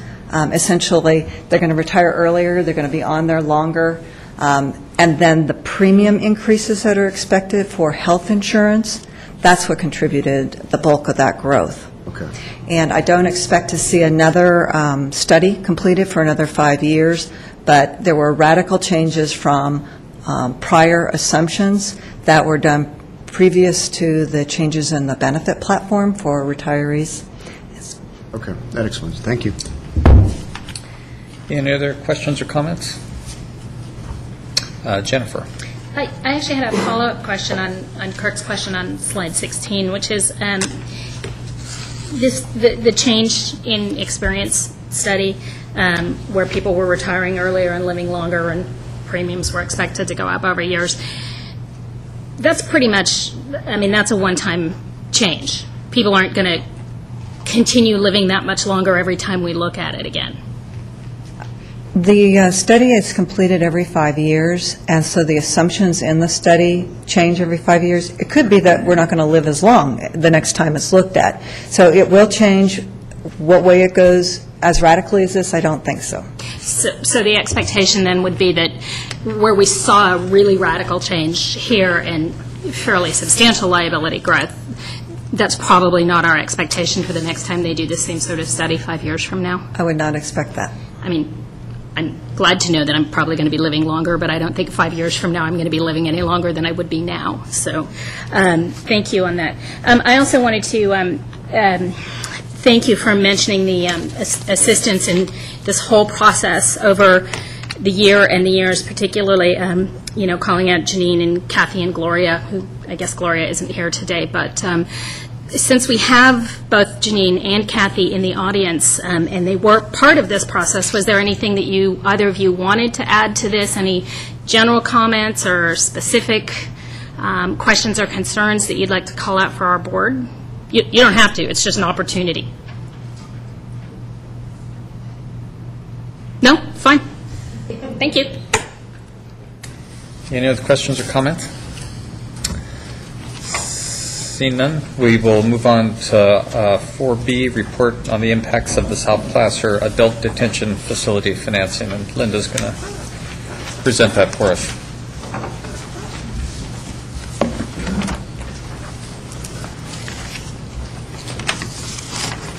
Good morning, Mr. Chairman, members of the board. I'm Linda Oakman with the County Executive Office. My presentation will be brief. At the February 22nd board meeting, there was a request to bring back information regarding scenarios for financing the South Plaza Adult Detention Facility, otherwise known as the South Plaza Jail. As a way of background, the jail is currently under construction in the city of Roseville with an estimated project cost of $105 million.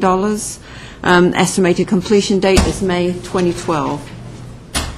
Currently, the jail is funded with a combination of capital facilities impact fees and other cash set aside over a number of years in accordance with the capital facilities financing plan that Therese mentioned. Since the interest rates are relatively low at the moment, there was an interest in considering issuing debt to potentially free up cash for other board priorities. I'm just going to go, I just have one table to present, and there it is.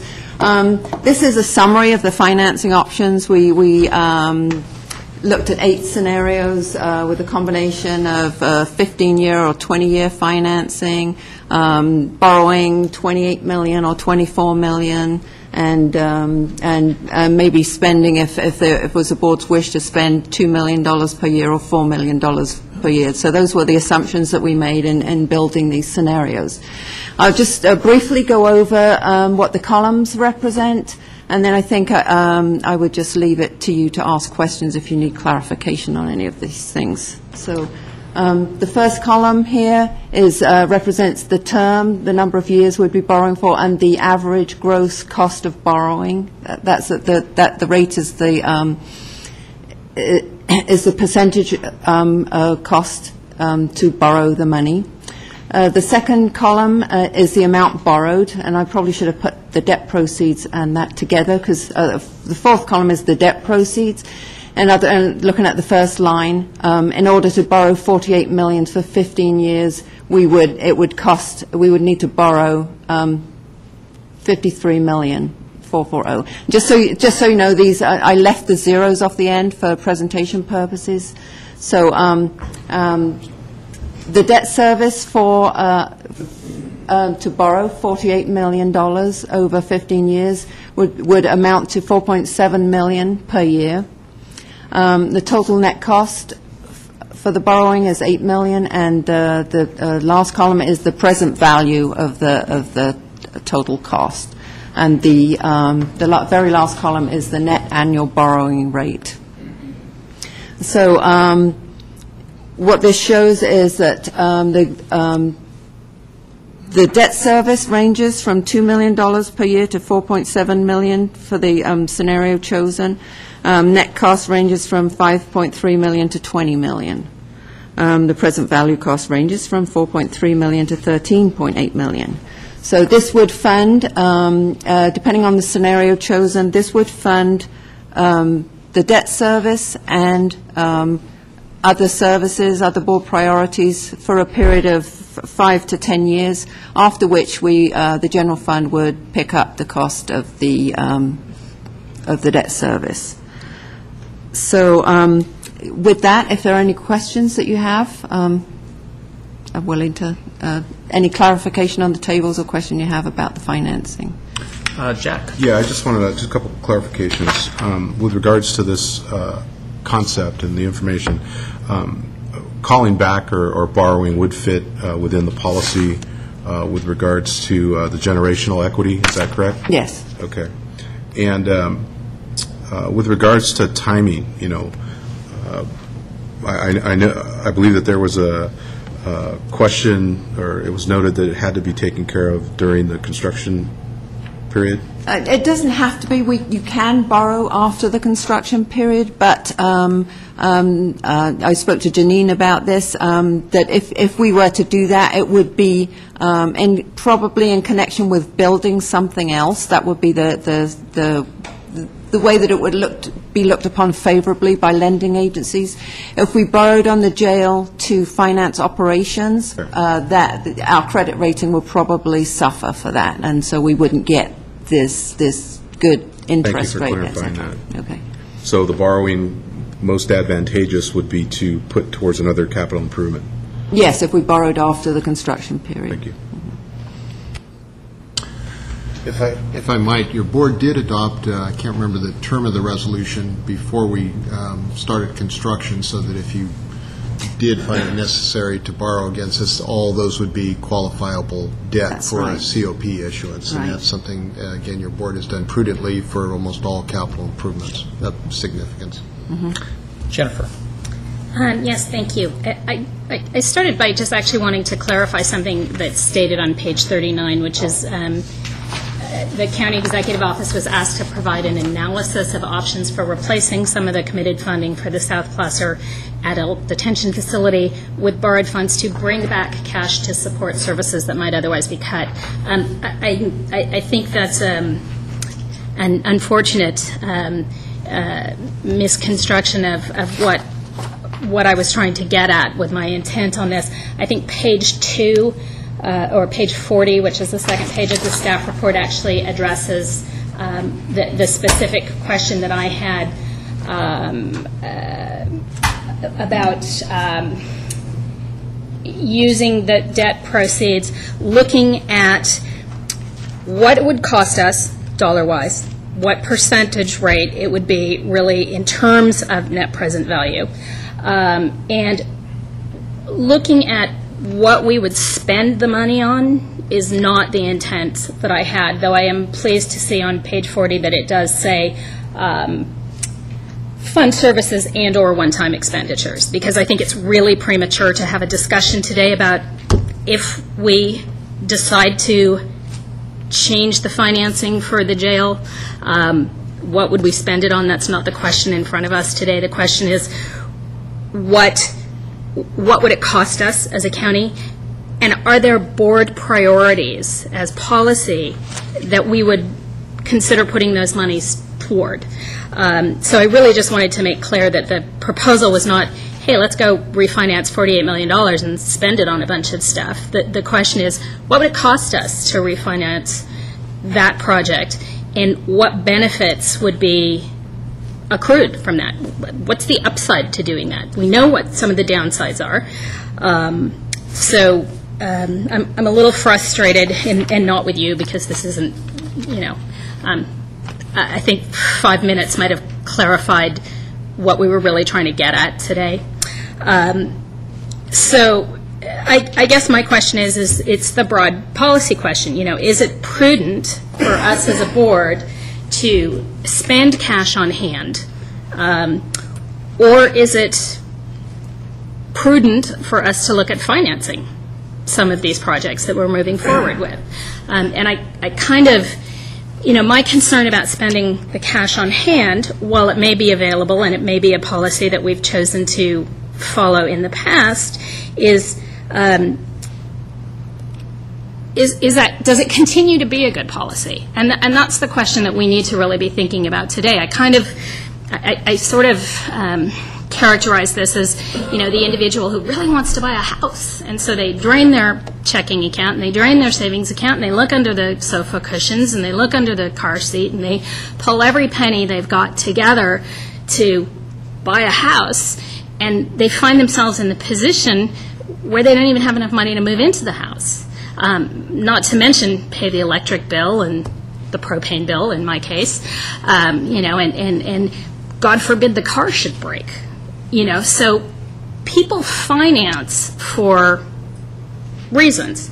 And my question to you is that not a legitimate way to look at financing this, and to potentially, depending on the direction of this board, bring those monies back into the county either for other facilities or for 48 years of asphalt overlay, or, whatever the board might prioritize later. Is that not an appropriate method for doing things? Yes, it is an appropriate method. It would depend on what the board decided and what the money would be spent on, but certainly it is legitimate.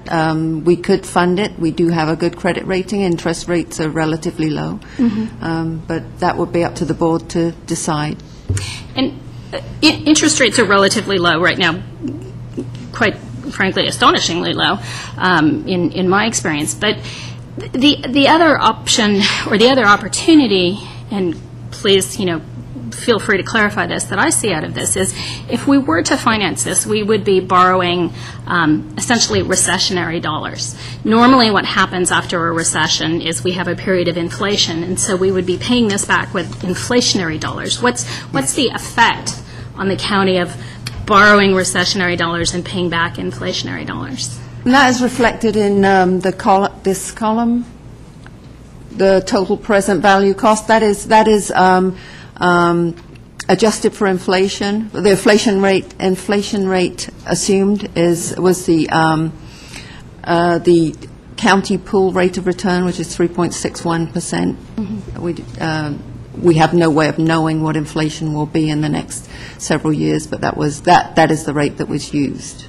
And so it does reduce, as you say, would be paying back with inflated dollars, so it actually does reduce the cost somewhat, but there still is a fairly significant cost overall. But generally speaking, it's you know, it's a strategy that people use to finance things, to borrow, you know, on one amount and pay back on an inflated amount, correct? Yes. Let's see if there's anything else specific that I wanted to address. Oh, I did wonder, who actually ran these different scenarios and numbers? Was that something that you personally did, or? No, it wasn't. It was done by Capital Facilities Financing Group information, and I did not put that up here on this slide, but it is on the table in the packet, I believe. And is that an organization that we contract with to do yes, this work? Yes, we do. And is there someone from that group here today? No. No. Okay. Thank you, and I'm glad. Excellent information, well put together, good presentation. I guess my position on this really is, you know, what is our policy? What are the choices that we as a board want to make about financing, not about some highly speculative decisions about what we may or may not spend this on. So I, you know, put it back to the board. I'm glad to see that this is actually just a discussion item today, and we're not being asked to take any action, because it does leave this on the table for future discussion, which I'm glad to see, because I think we probably have not plumbed all the depths of this discussion today. But again, my thanks, and I'm going to continue to work with CEO's office, and I'd be interested in meeting with the folks who put this together to discuss how we might follow up on this. So thank you. I just wanted to add, I do appreciate Supervisor Montgomery bringing this particular item to date. You know, I think it's very timely that we have these kinds of discussions, and I know sometimes it can be uncomfortable to talk about policy. The issue here isn't whether or not we have, you know, a solid policy. The issue is circumstance. You know, there are times when you do have a policy, you could have the best of policies, but circumstance kind of dictates another alternatives, or to explore, you know, viable alternatives and opportunities. So, you know, thank you for doing that. I don't think it's a 5-minute discussion. I think it's a much longer discussion, and I appreciate the fact that staff and all of us, you know, can keep an open mind moving forward, because again, we don't know what's going around the corner. So, thank you. Kirk. We're seem to be talking about utilizing debt as a finance tool like it's the first time that we're entertaining it. If memory serves, we currently have about $50 million in debt. When you look at the South Placer Courthouse, the Finance Center, the Juvenile Detention, those add up to about $50 million worth of debt obligations that we're paying out about $5 million a year on, are we not? So, I mean, our board has certainly entertained and agreed to, in past practice, the use of debt financing, and I'm sure we will continue to where the board sees that it's prudent to do so. Okay, I see no other questions or comments. Thanks, Linda. So we'll move on to budget options and providing direction to staff, and Graham is going to lead that up for us. Items C 1 through 3.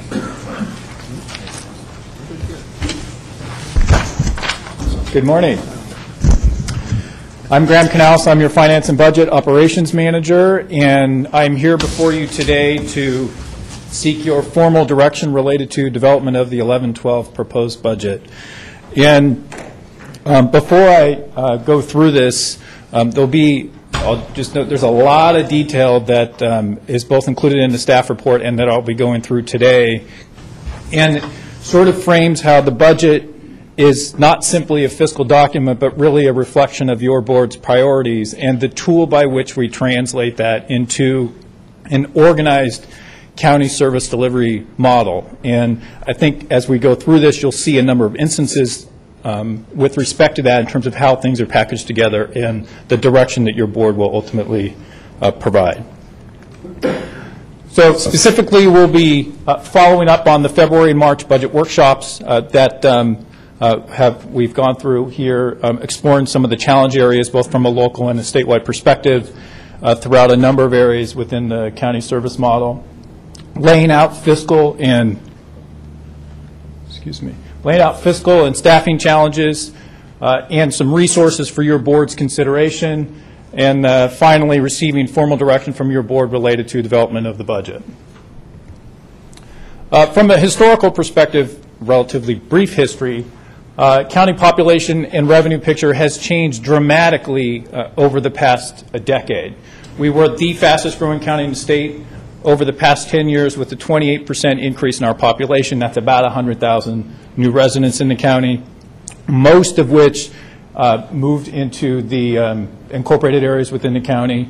That growth has now tapered off substantially. So whereas we were at about a 3 to 5% annual growth rate with respect to population, we're now a hair above 1%. So it's really stabled over the past year or so.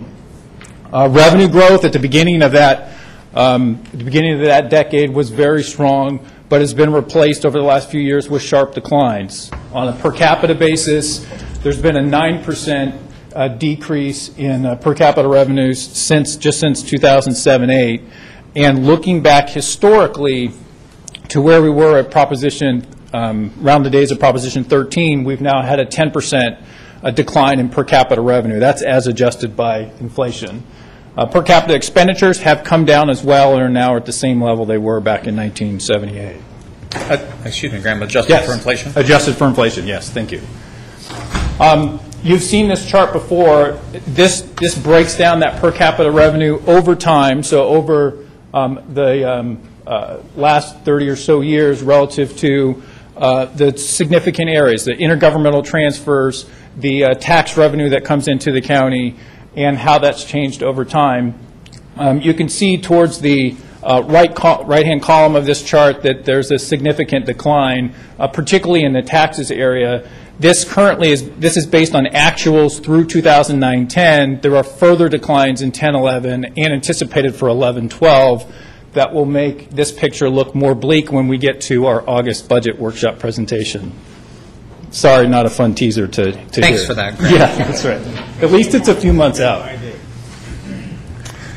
From a per capita operating expenditure standpoint, as adjusted by inflation, this breaks down the areas within the county, the functional areas within the county, and what has occurred over time since 1978 relative to those expenditures.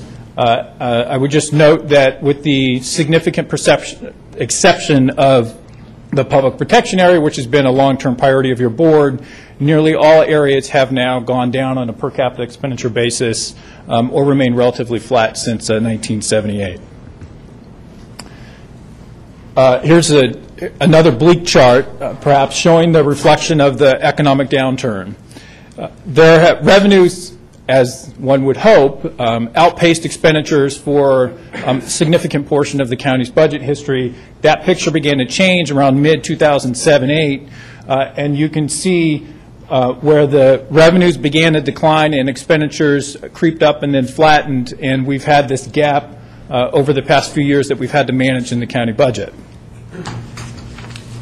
So your prior board actions have enabled the county to, one, ensure that there was a balanced budget in each year, and that has been accomplished through a number of actions which I'll run through.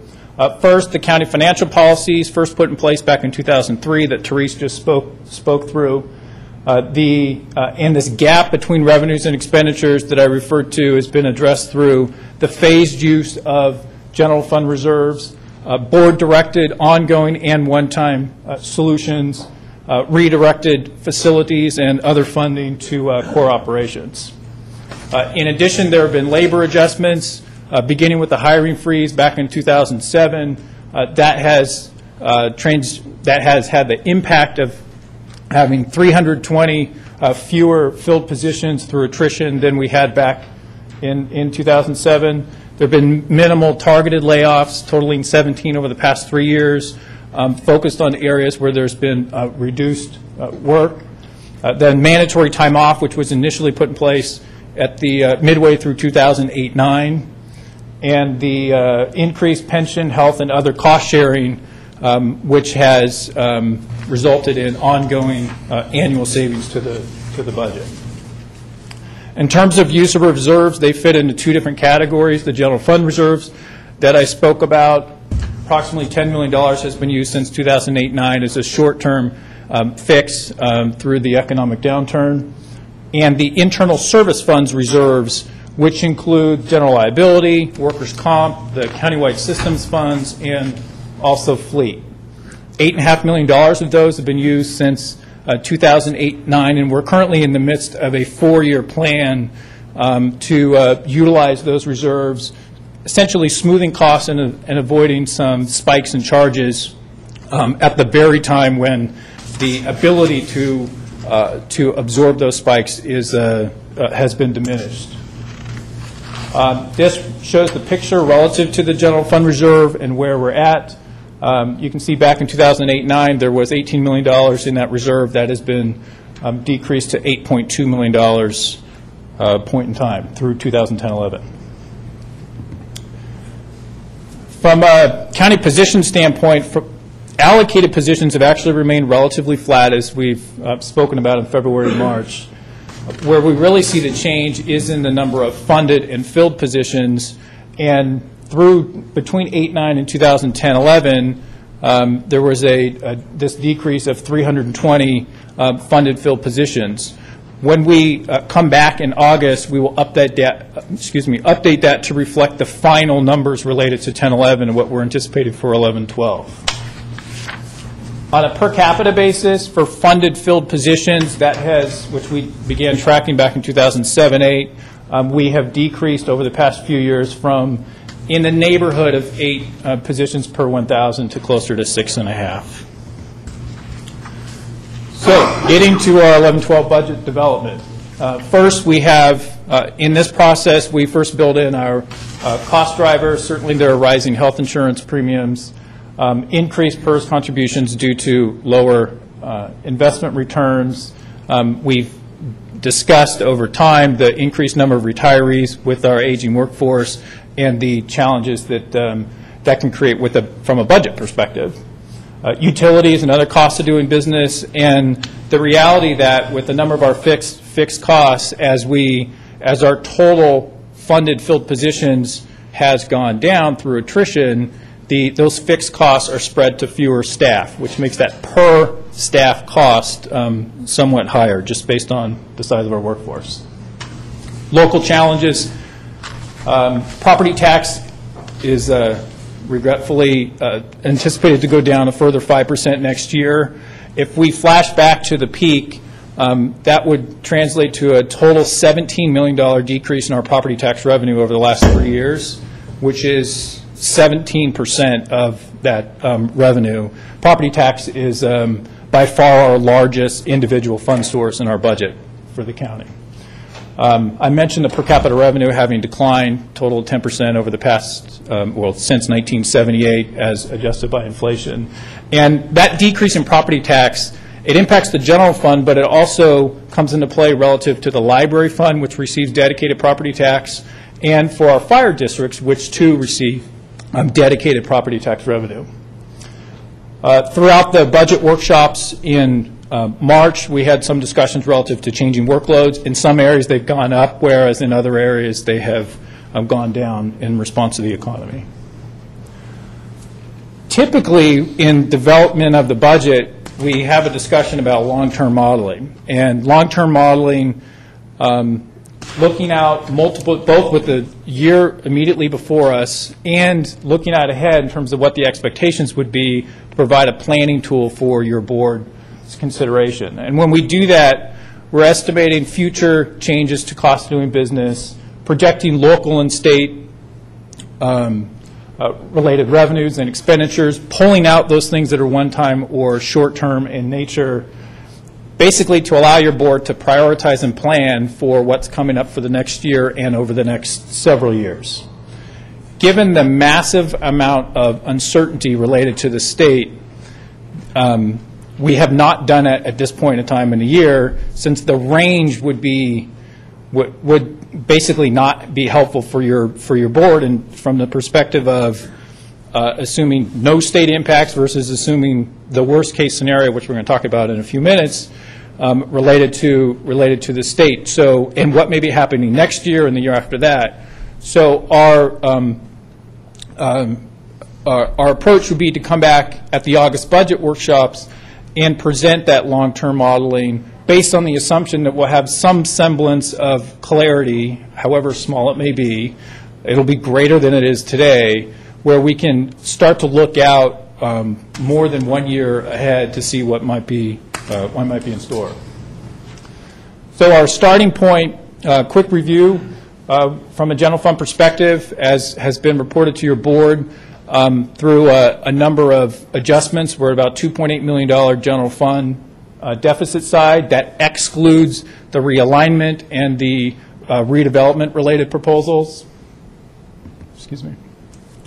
That's after departments are absorbing a number of cost increases, losses in revenue, and that assumes not funding about $2 million in department requests. And the full list of those department requests and what their status is, both for the general fund and the public safety fund, are included as an attachment to the staff report. On the public safety side, we're tentatively balanced. Of course, that's absent state action, and there's some late breaking news related to that I'll talk about in just a minute related to public safety. Initial solutions include first aligning the operating contingency to those financial policies that Therese walked through to give some sense for what that means. When we began our budget development back in the fall, in the October-November timeframe, we have an estimate. This thing's a little fickle.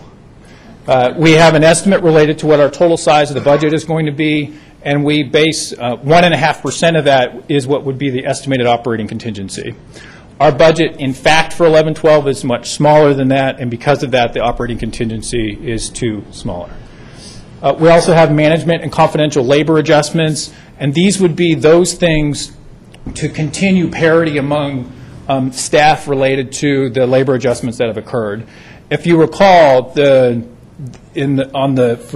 managers and confidential to have parity in 10-11, there were 2 floating MTO days added to managers and 1 to confidential.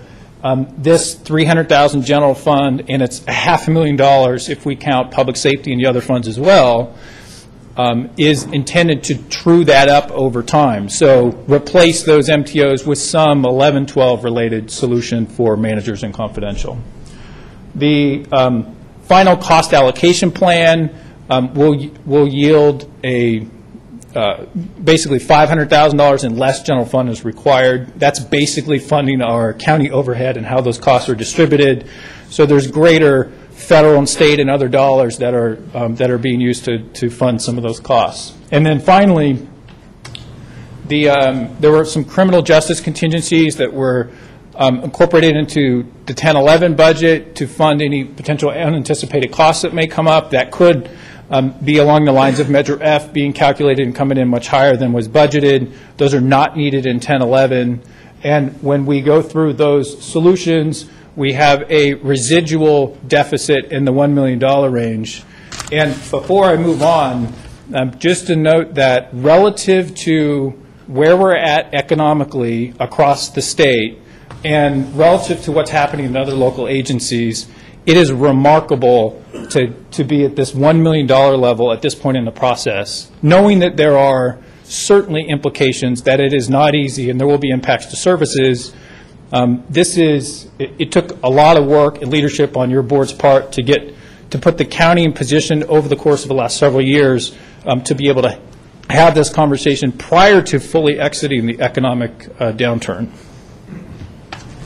From an other funds perspective, the road fund was discussed in the March budget workshops. Certainly there are revenue reductions that are occurring there. They'll have some impact on the road maintenance side.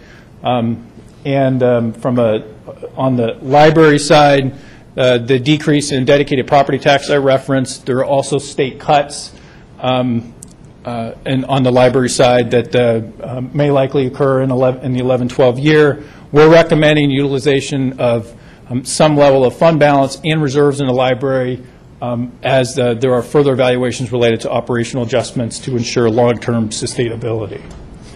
For fire protection, at the one of the March budget workshops, there was discussions about the status of all the different fire protection-related entities. The two with the greatest challenge are certainly North Auburn, Ophir Fire, and Dry Creek.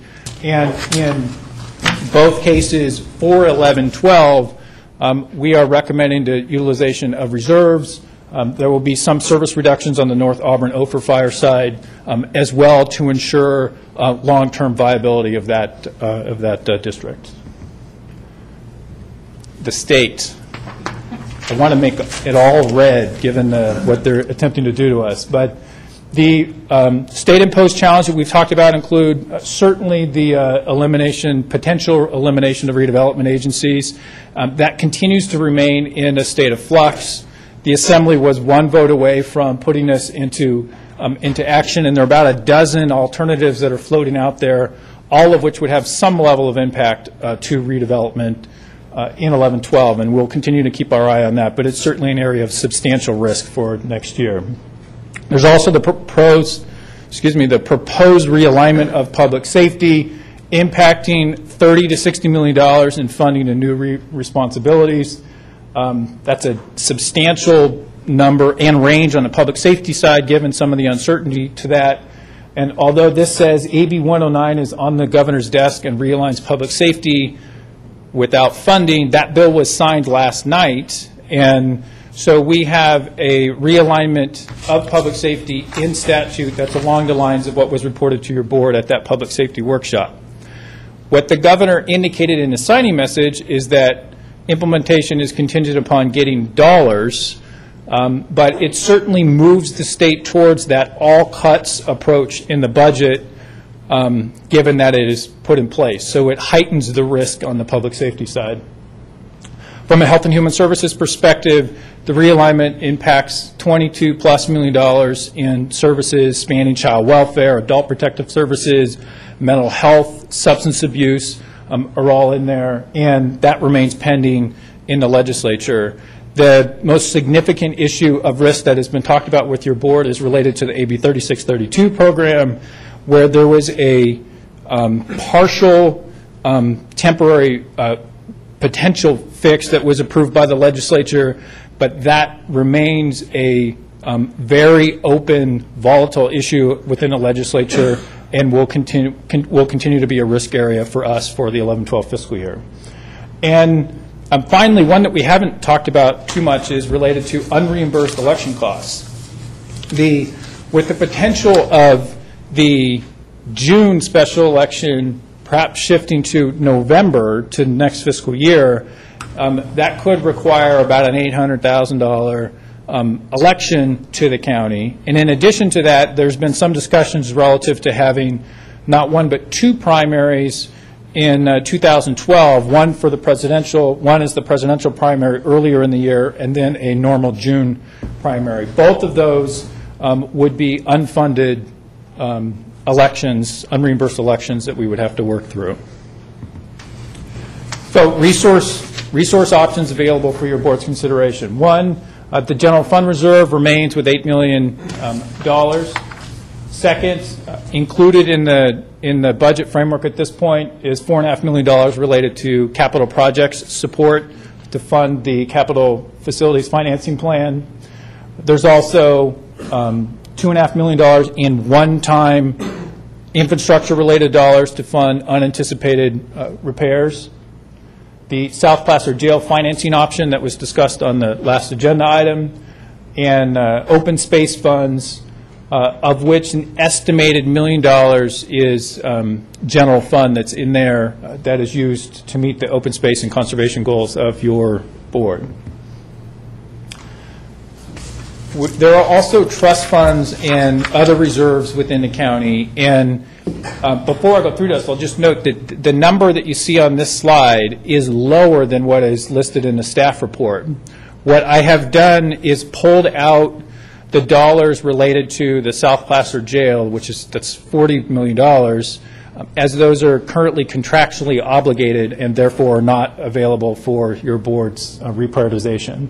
So in total, there's $96+ million in balances in these funds. Approximately $60 to $70 million would be under your board's appropriation authority, although nearly all of these balances are currently dedicated for specific purposes or projects. They include the Capital Projects Trust, which is $24.5 million for capital facilities projects once we pull out the South Placer jail-related dollars.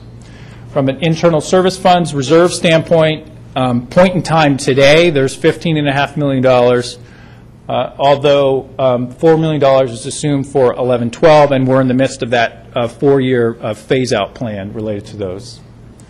Also, within the clerk recorder area, there's $4.8 million that's intended for automation support related purposes related to the clerk recorder system within the county. Some funds are already reflected in their budget related to automation related staff, for example.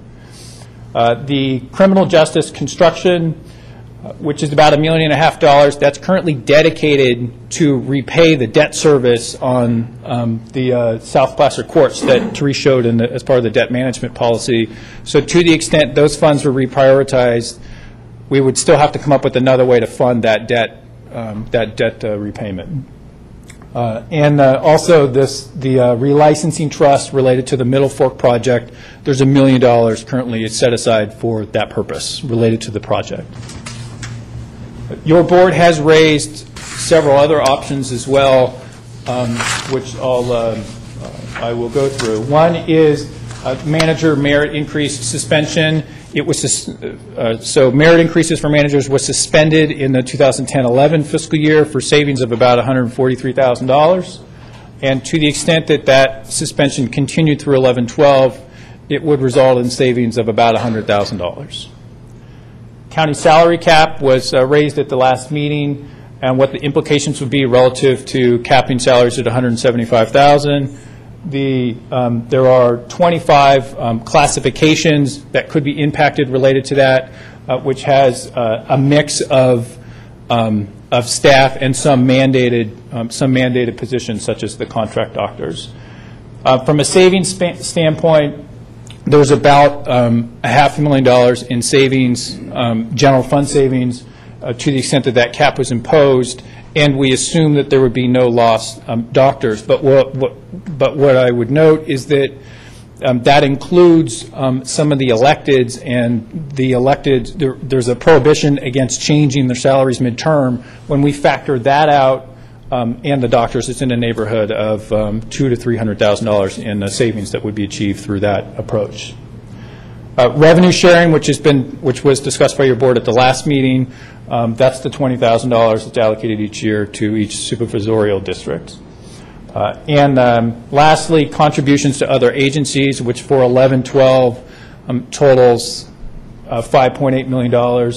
This includes both some discretionary related costs and also some that are required. The the largest two components of this are the contribution to the library, which is about $1 million, general liability insurance, which obviously we have to pay, and that's somewhere in the $1.3 million range. There's also federal and state advocacy in here, support for Tahoe Regional Planning Agency, the Placer County Arts Council. This is where our regional associations, SACOG, Sacramento Area Council of Governments, the California State Association of Counties, those would all be memberships, those would all be embedded into this item. Use of one-time solutions. So in terms of where we're at as a budget and what has occurred over the last few years relative to the use of one-time versus ongoing solutions, in 8-9 there was $4.7 million in one-time solutions that were incorporated into the budget. And in the meat of the economic recession in 9-10 and 10-11, that amount increased to $23 million and then has decreased somewhat in 10-11.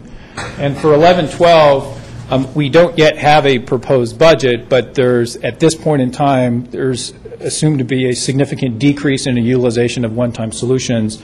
In part, that's a function of, as we stand today, there are no general fund reserves that are assumed in the budget framework, whereas there was $4 million assumed for 10-11. And we will update this with specific numbers once we go through all the details and receive your direction this morning. So analysis and recommendations, we've talked about what the local challenges are, and in prior meetings have discussed what the two different approaches relative to the state budget. One assuming basically the realignment and redevelopment proposals, and the other assuming an all-cuts approach. From a local perspective, we've got that $1 million remaining general fund shortfall. We have 7 at-risk staff related to lack of work that we've talked about over the last several meetings. And the recommendation in this area is, one, redirecting $1 million in the capital projects support for 1 year. That would decrease that amount from $4.5 million down to $3.5 million for 11-12. Second, restricting expenditures to the extent possible within existing county service levels, not knowing what's going to happen relative to the state. Third, setting aside any unanticipated 10-11 fund balance or trust funds to bridge to those state impacts. And finally, consistent with what's been requested for your board for the past couple of years, delegated layoff authority related to those staff that are at risk to ensure there's maximum notice provided to staff that might be impacted.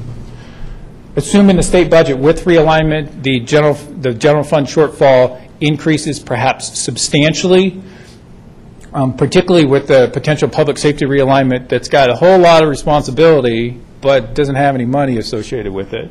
And that would translate into more staff that are at risk, primarily related to the AB 3632 program that we referenced, and also redevelopment. The recommendations at this point in time are essentially the same, which is hold on to what we've got as best we can until there's sufficient clarity from the state to know how best to respond for 11-12. And finally, the all-cuts approach, which is really the big unknown as to what all could occur from the state. Unknown but substantial risks related to county operations and the county budget. And this is more of a hold on to what you've got kind of message to the extent that this route is pursued by the state. And at this point in time, this appears to be the far more likely approach that will be taken in Sacramento, given the breakdown in deliberations over trying to put together a special election between the two different parties. So this is simply a math exercise, which just reconciles all the things that we've talked about, where we were in a starting point relative to the deficit on the general fund side, and where we get to at the end of the day, which is that there would be a balanced budget with certainly some service impacts, some at-risk staff, and general fund reserve that would remain for your board's consideration as we go through the process. So this is the bottom line staff recommendation in terms of where we're at, what's left, and a recommendation to set aside any anticipated dollars that may show up in 10-11 through continued prudent management of county operations. So specifically, what we are requesting from your board today is redirecting $1 million in the capital projects funding for 1 year to balance that remaining $1 million general fund deficit, affirming the current policy direction relative to hiring restrictions, utilization of extra help, and the overtime practices, directing the CEO's office to develop the management and confidential labor adjustments that we talked about earlier. That's about that $500,000 placeholder that's in there to ensure there's continued parity among the different groups. Approving a resolution delegating the layoff authority for fiscal year 2011-12. Further, balancing the North Auburn Ophir fire with service reductions and the use of reserves, utilizing reserves on the Dry Creek fire side, and continuing to monitor impacted county service areas where we would report back as part of the proposed budget presentation, so there would be greater clarity about where we're at, updated information relative to the state, and where impacts remain in terms of the county operations.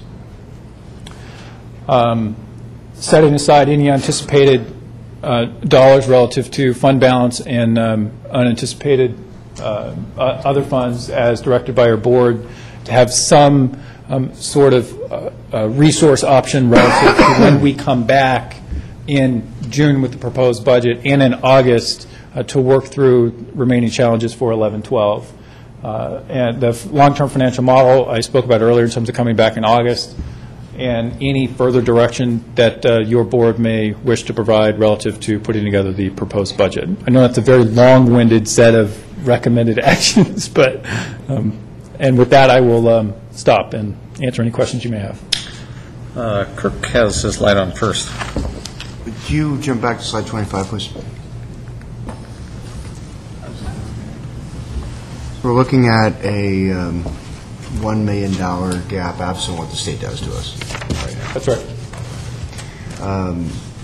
When I look at the manager merit increase suspension, last year it saved us about $143,000. This year it would be $99,000. First of all, why the decrease? That's a very good question relative to what the decrease would be relative to staff. Therese actually may be better positioned to answer that question. She's a little closer to that than I. Therese Leonard again with the Executive Office. That's a very good question. Essentially, the resolution that the board passed regarding merit increases for managers was for a set period of time, and during that set period of time, which was 12 calendar months, there would be no accrual or progress towards merit for anybody in that window. So essentially, the amount for the 10-11 is what occurred in that year. It ends June 30th of 2011, and so it's the delay in merit increases for those folks that causes the $99,000. It's not a continuation of merit suspension. Okay, thank you. Last year, when we were in negotiations with the Public Employees Organization, we had as one of our items for discussion early on was across-the-board suspension of merit/step increases for all employees, not just management confidential. As those conversations went on, PPEO made it very clear that was not something that was acceptable to them, and so we took that off the table. What is the annual impact if we were to freeze merit/step increases for PPEO for 1 year? It's in the neighborhood of $1.2 million. So the annual operating deficit that we're looking at right now of $1 million could be solved by that one item alone, just a 1 year suspension of the 5% step increase, consistent with what we did to management and confidential. Yes, it could. Regarding county salary cap, certainly not opposed to entertaining anything like that, but I'd be interested in actually going one step further, and that is doing a salary survey of compensation at all levels compared to the private sector. Why limit this just to management and people making over $175,000? Why not take a good, candid, honest look at what the county, local governments, and this is why I don't want the comparison against other local governments, but what the county is paying for comparable work, comparable positions versus what the private sector is paying. So those are just my thoughts on those options that were raised on slide 25. Thank you. Check. Supervisor Euler, those are very good points that you make, and I appreciate that. The analysis of positions vis-a-vis what we're now paying compared is very important and critical. How can you have a salary cap? A salary cap basically means nothing if there's, the salaries are out of order. So it's very important to get some understanding of where we are there. A couple of other points, one of clarification and another that we'll talk about overall approach. With regards to the fire reserves, were those reserves specific to the general fund or the fire pot of money? Could you clarify that? Those reserves are specific to those fire districts. Okay, great, thank you. The last thing, I just kind of want to, I appreciate the fact that you're giving us this information now, but moving forward, I'm hoping that when you come back in August, we can have that DEFCON 5 look at the world, because what I see is $8 million in the reserve, and if we get hit with $9 million, we're already upside down. So I think what we need to do is we need to, and bear with me here, we need to look at all kinds of different operations cuts, you know, at 5, 7 to 10%. We need to talk about haircuts, you know, for everyone with regards to salaries, just to have that discussion, because we don't know. All right, I'm going to say this, and we've seen these statements made throughout the information that's been presented to us. We don't know what the future holds. And I think we need to have this tough discussion. I appreciate, you know, any input the supervisors have with regards to that. So, oh, and one more thing, with regards to the delegation of authority for layoffs. I'm not sure what the process is for that. So where I come from, when we had to do that discussion at the school district, there was a maximum clarity as to what that process was and how that was rolled out. So I'm hoping that, you know. Why don't we do that right now? Essentially, Tony, if you're good with that, we delegated that authority, I think, for the past 2 years, but also last year with a request that we made sure that the county exec's office brought forward any specific proposals that were being considered so that the board would be carrying that weight publicly and directly. So if you want to cover that, Tony, or somebody. Yeah, I think you actually have answered the question. Great. In anticipation of the fiscal year, we want to be prepared, and the CEO's office, when it has the ability to move forward with the potential for layoffs, they eventually come back to the board for action. Excellent. Great. If I might just add another 2 cents on that, is remember, regardless of the state, and they've been chronically late, September, October, whenever they adopt a budget, we have to have an adopted budget, what we know are revenues and expenditures on July 1, and so we need to have a proposed budget brought forward to you based upon our operating platform. We've already requested all the departments, and they have done it faithfully and done a very good job to have a 5% cut contained within, beyond what you've seen today, understanding that the world could get worse. And that's been quite simply part of our practices over the last couple of years now in looking at the worst possible scenario out there. But we are bringing forward, requesting a direction from your board to bring forward a proposed balance that is budgeted within the known realities that we have, and that's what we have to do by July 1. That does not mean we're waiting for the state to drop some mentionable impact on us. We are prepared. We've been looking at different scenarios, and as soon as any light comes forward, not just in the August workshops about them doing so, we will bring that immediately to your attention. It's just been, the state has been incapable of making any budget progress until post-August in the last few years. But we stand ready to make those adjustments, but we have to be balanced on July 1. No, and I appreciate that. My only point was urgency. I think we're all aware of that, and also again focus on, you know, the options for worst case scenario. So thank you, Jennifer. Thank you. Great recap of what we've been listening to for the last couple of months, and it seems like each time we get a little bit of increased clarity. Some of the suggestions that I would like to make is I agree. I think we do need to get the DEFCON 5 analysis as soon as possible, because looking at the slide that Kirk asked you to raise, there's some potential monies available to us in there, as well as in some of the trust funds. And I think if we as a board can start to have maybe one-on-one meetings with you about what that DEFCON 5 scenario really looks like, we can start to prioritize in our own minds ahead of time where we think those potential revenue shortfalls could be made up. And that would be very useful to me. I do want to thank you. It's the last slide, and I'm not sure if all the board members saw it, but relating to, it's okay, you can leave it up. Relating to slide 25, the final slide that we have in our packet lists the contributions to the other agencies, because I think it's important to understand where those monies do go. Some of them are really sort of not discretionary. Some of them are. So again, I would encourage Graham to meet with us, sit down, and just try to figure out what these various agencies are and start to prioritize them within our own minds, because I can see the time when the discussion will be had about that $5.8 million that goes to those various entities. One of the issues that keeps coming up is furlough days, MTO days. We talked only about management and confidential here, but in my conversations with rank and file staff, they keep coming back to me and saying, we want to bring furlough days back up. We want to make that part of the discussion for balancing the budget. Maybe I'm getting a self-selecting group of people who think it's the best thing since sliced bread, but I'm hearing from a lot of employees that that's something that they want to make part of the discussion about balancing the budget, not just this year, but next year into the future. We saw the article in the Auburn Journal over the weekend about roads and the issues facing public works.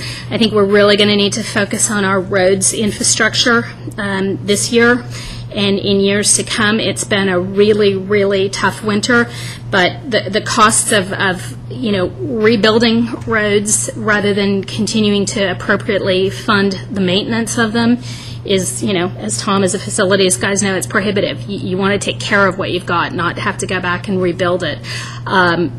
There's commerce pieces that are associated with that. If people can't drive around our roads, they can't shop and get to businesses and spend the tax revenue that we need to move the county forward. So I think we really need to consider how we're going to pay for those roads pieces. And I know we had some discussion of that. Following up on Kirk's suggestion about, salary analyses and having a look.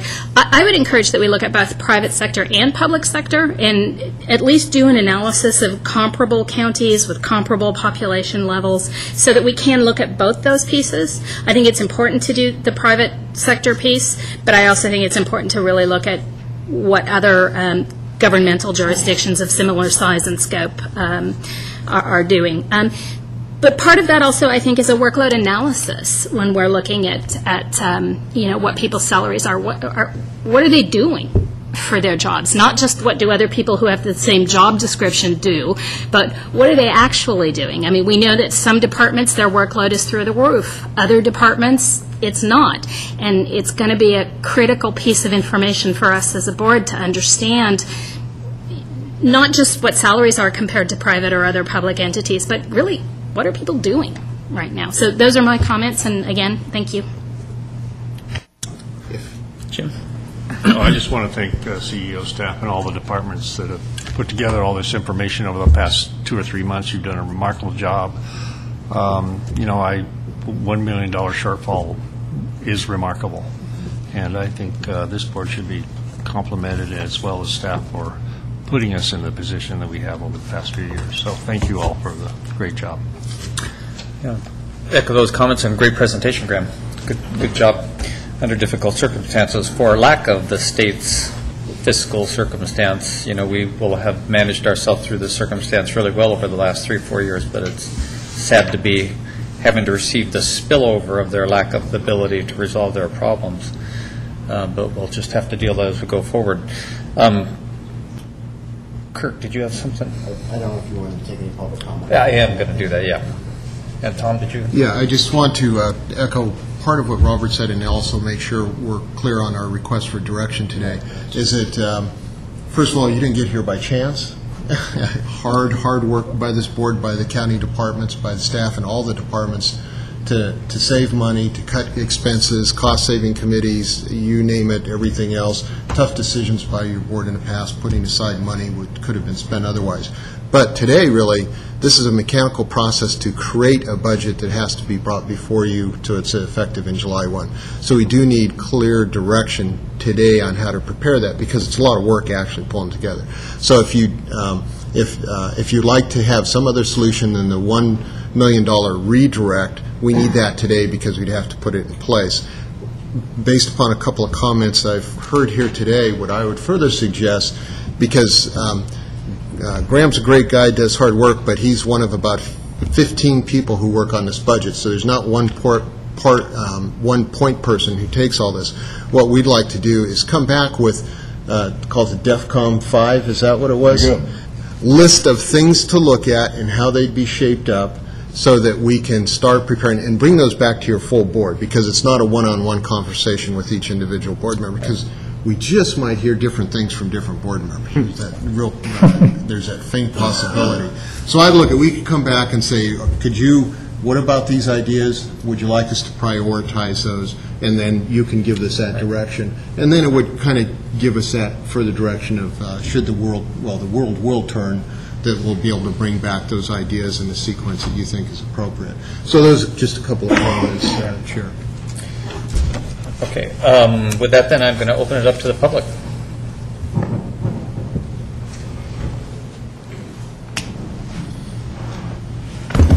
Hello, I'm Chuck Thiel, Business Representative for Stationary Engineers, Local 39, representing the Plaza public employees in the general and professional bargaining units. During fiscal year 2009-2010, the county increased investment in capital assets by 10.5%, and total net assets increased by 6.5%. The county did this while decreasing staff and furloughing employees, causing a decrease in services to the public. Despite budgets projecting deficits, the county has realized the general fund surpluses of over $30 to $40 million over the past several years. And while the budget is theoretical, the county's comprehensive annual financial report is reality and has constantly reflected these multi-million-dollar surpluses. Therefore, there really is no reason to think that the fiscal year of 2011 and 2012 will be any different, despite the state's uncertainty. The layoffs over the last few years have disproportionately affected the rank-and-file workers while protecting management positions, causing more reductions in services. Currently, the staffing ratio is about 1 manager to every 8 employees, while normal span of control in public agencies is about 1 to 14. There's options to layoffs. There's reassignments of employees to areas where we're experiencing staffing shortages. That's especially true in health and human services. There's a voluntary separation program, which I've brought to you folks before. During negotiations last year, the county had implemented or imposed a voluntary separation program that they didn't utilize to reduce staffing. Finally, I'm asking the board not to delegate their authority. I'm asking them to participate in any rounds of layoffs, so you get a front row seat to what I have to look at every day. It's a lot different when you're at the front, when you get a front row seat to people losing their jobs. So I'd invite you to do that. Instead of delegating your authority, please participate. Thank you. Kirk. Yeah, I just have a couple questions in regard to this issue of layoffs and disproportionately hitting different places. If I saw correctly on one of the slides, we went from 2,542 funded filled positions in 2009 down to 2,222 this year, so a reduction of just over 300. How many of those reductions in funded filled were as a result of layoffs versus retirements? Do we know how many layoffs we've had as an organization in the last 2 years? The total is 17. 17 layoffs. And Supervisor Euler, that's over a 3-year period. Over a 3-year period. So 17 layoffs against a population base of 2,500 people. So roughly 0.5% of our employee base has been affected by layoffs. I'm wondering how many other government entities or private sector businesses can say that they've only suffered 0.5% of layoffs in the last 3 years, given these economic conditions. I'm willing to bet not too many. Thank you. Tom, did you? Only that, yes, the ESP program that was referenced, that has not yet been implemented. That doesn't mean it will not be implemented, but it just has not yet. Reassignments, that was a solution 2 budget years ago. at a general fund cost of approximately $1 million above the services provided. That's why that was ceased but it did have a good outcome. I think there were 28 people that were subject to reassignment.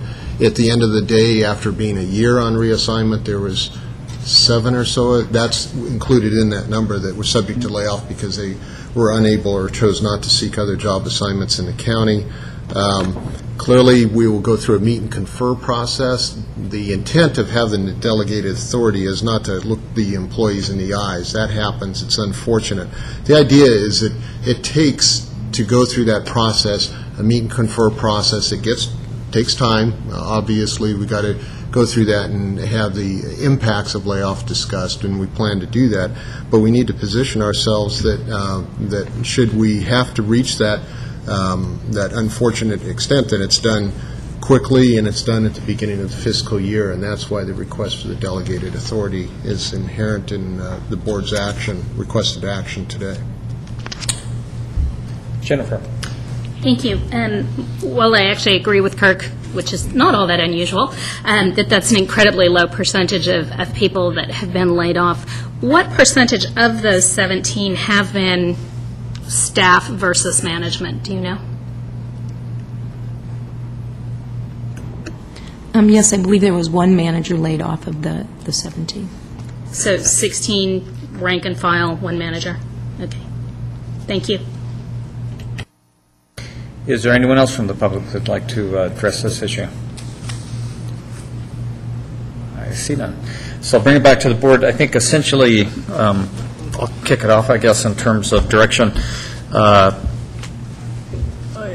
you can let me know, Tom, or others from the county exec's office, if we're on the right track. I'm good with the recommendations that are delineated by staff, with the point, I guess, I'd want to make that I consider them to be extraordinarily tentative under the circumstances.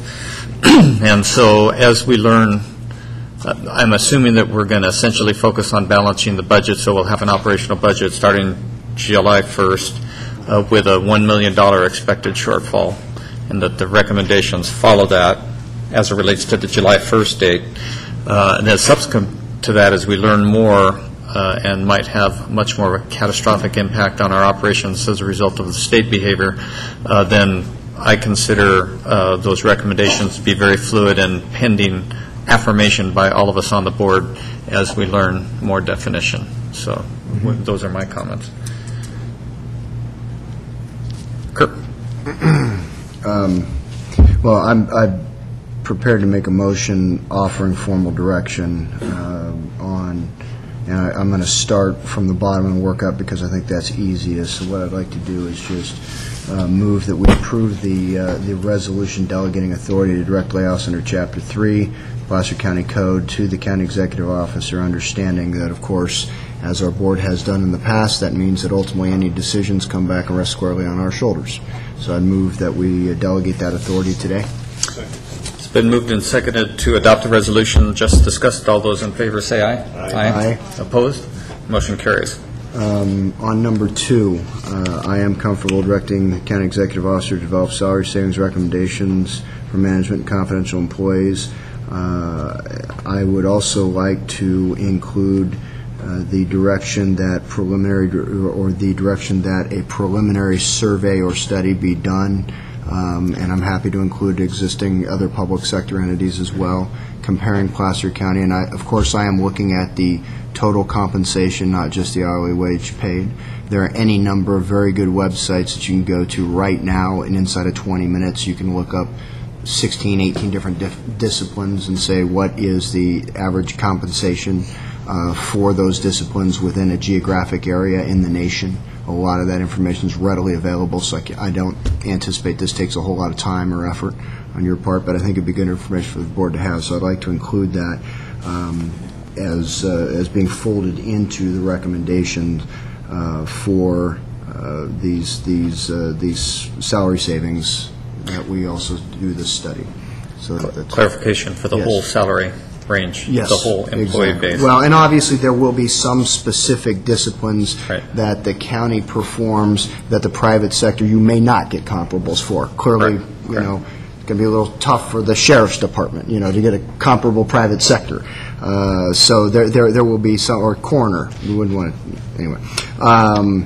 So anyway, that's where it is feasible, I guess I should say, or the information is readily available. It's been moved and seconded to basically adopt recommendation contained in 2 with the addition of doing the salary survey just discussed. All those in favor say aye. Aye. Opposed? Motion carries. And then I don't know if we need an actual motion, but I certainly do affirm our current policy and direction with regard to our hiring restrictions, our extra help, and all those things that have helped us get to where we are with just a $1 million hole that we have to fill. So it's been moved and seconded to adopt recommendation 1. All those in favor say aye. Aye.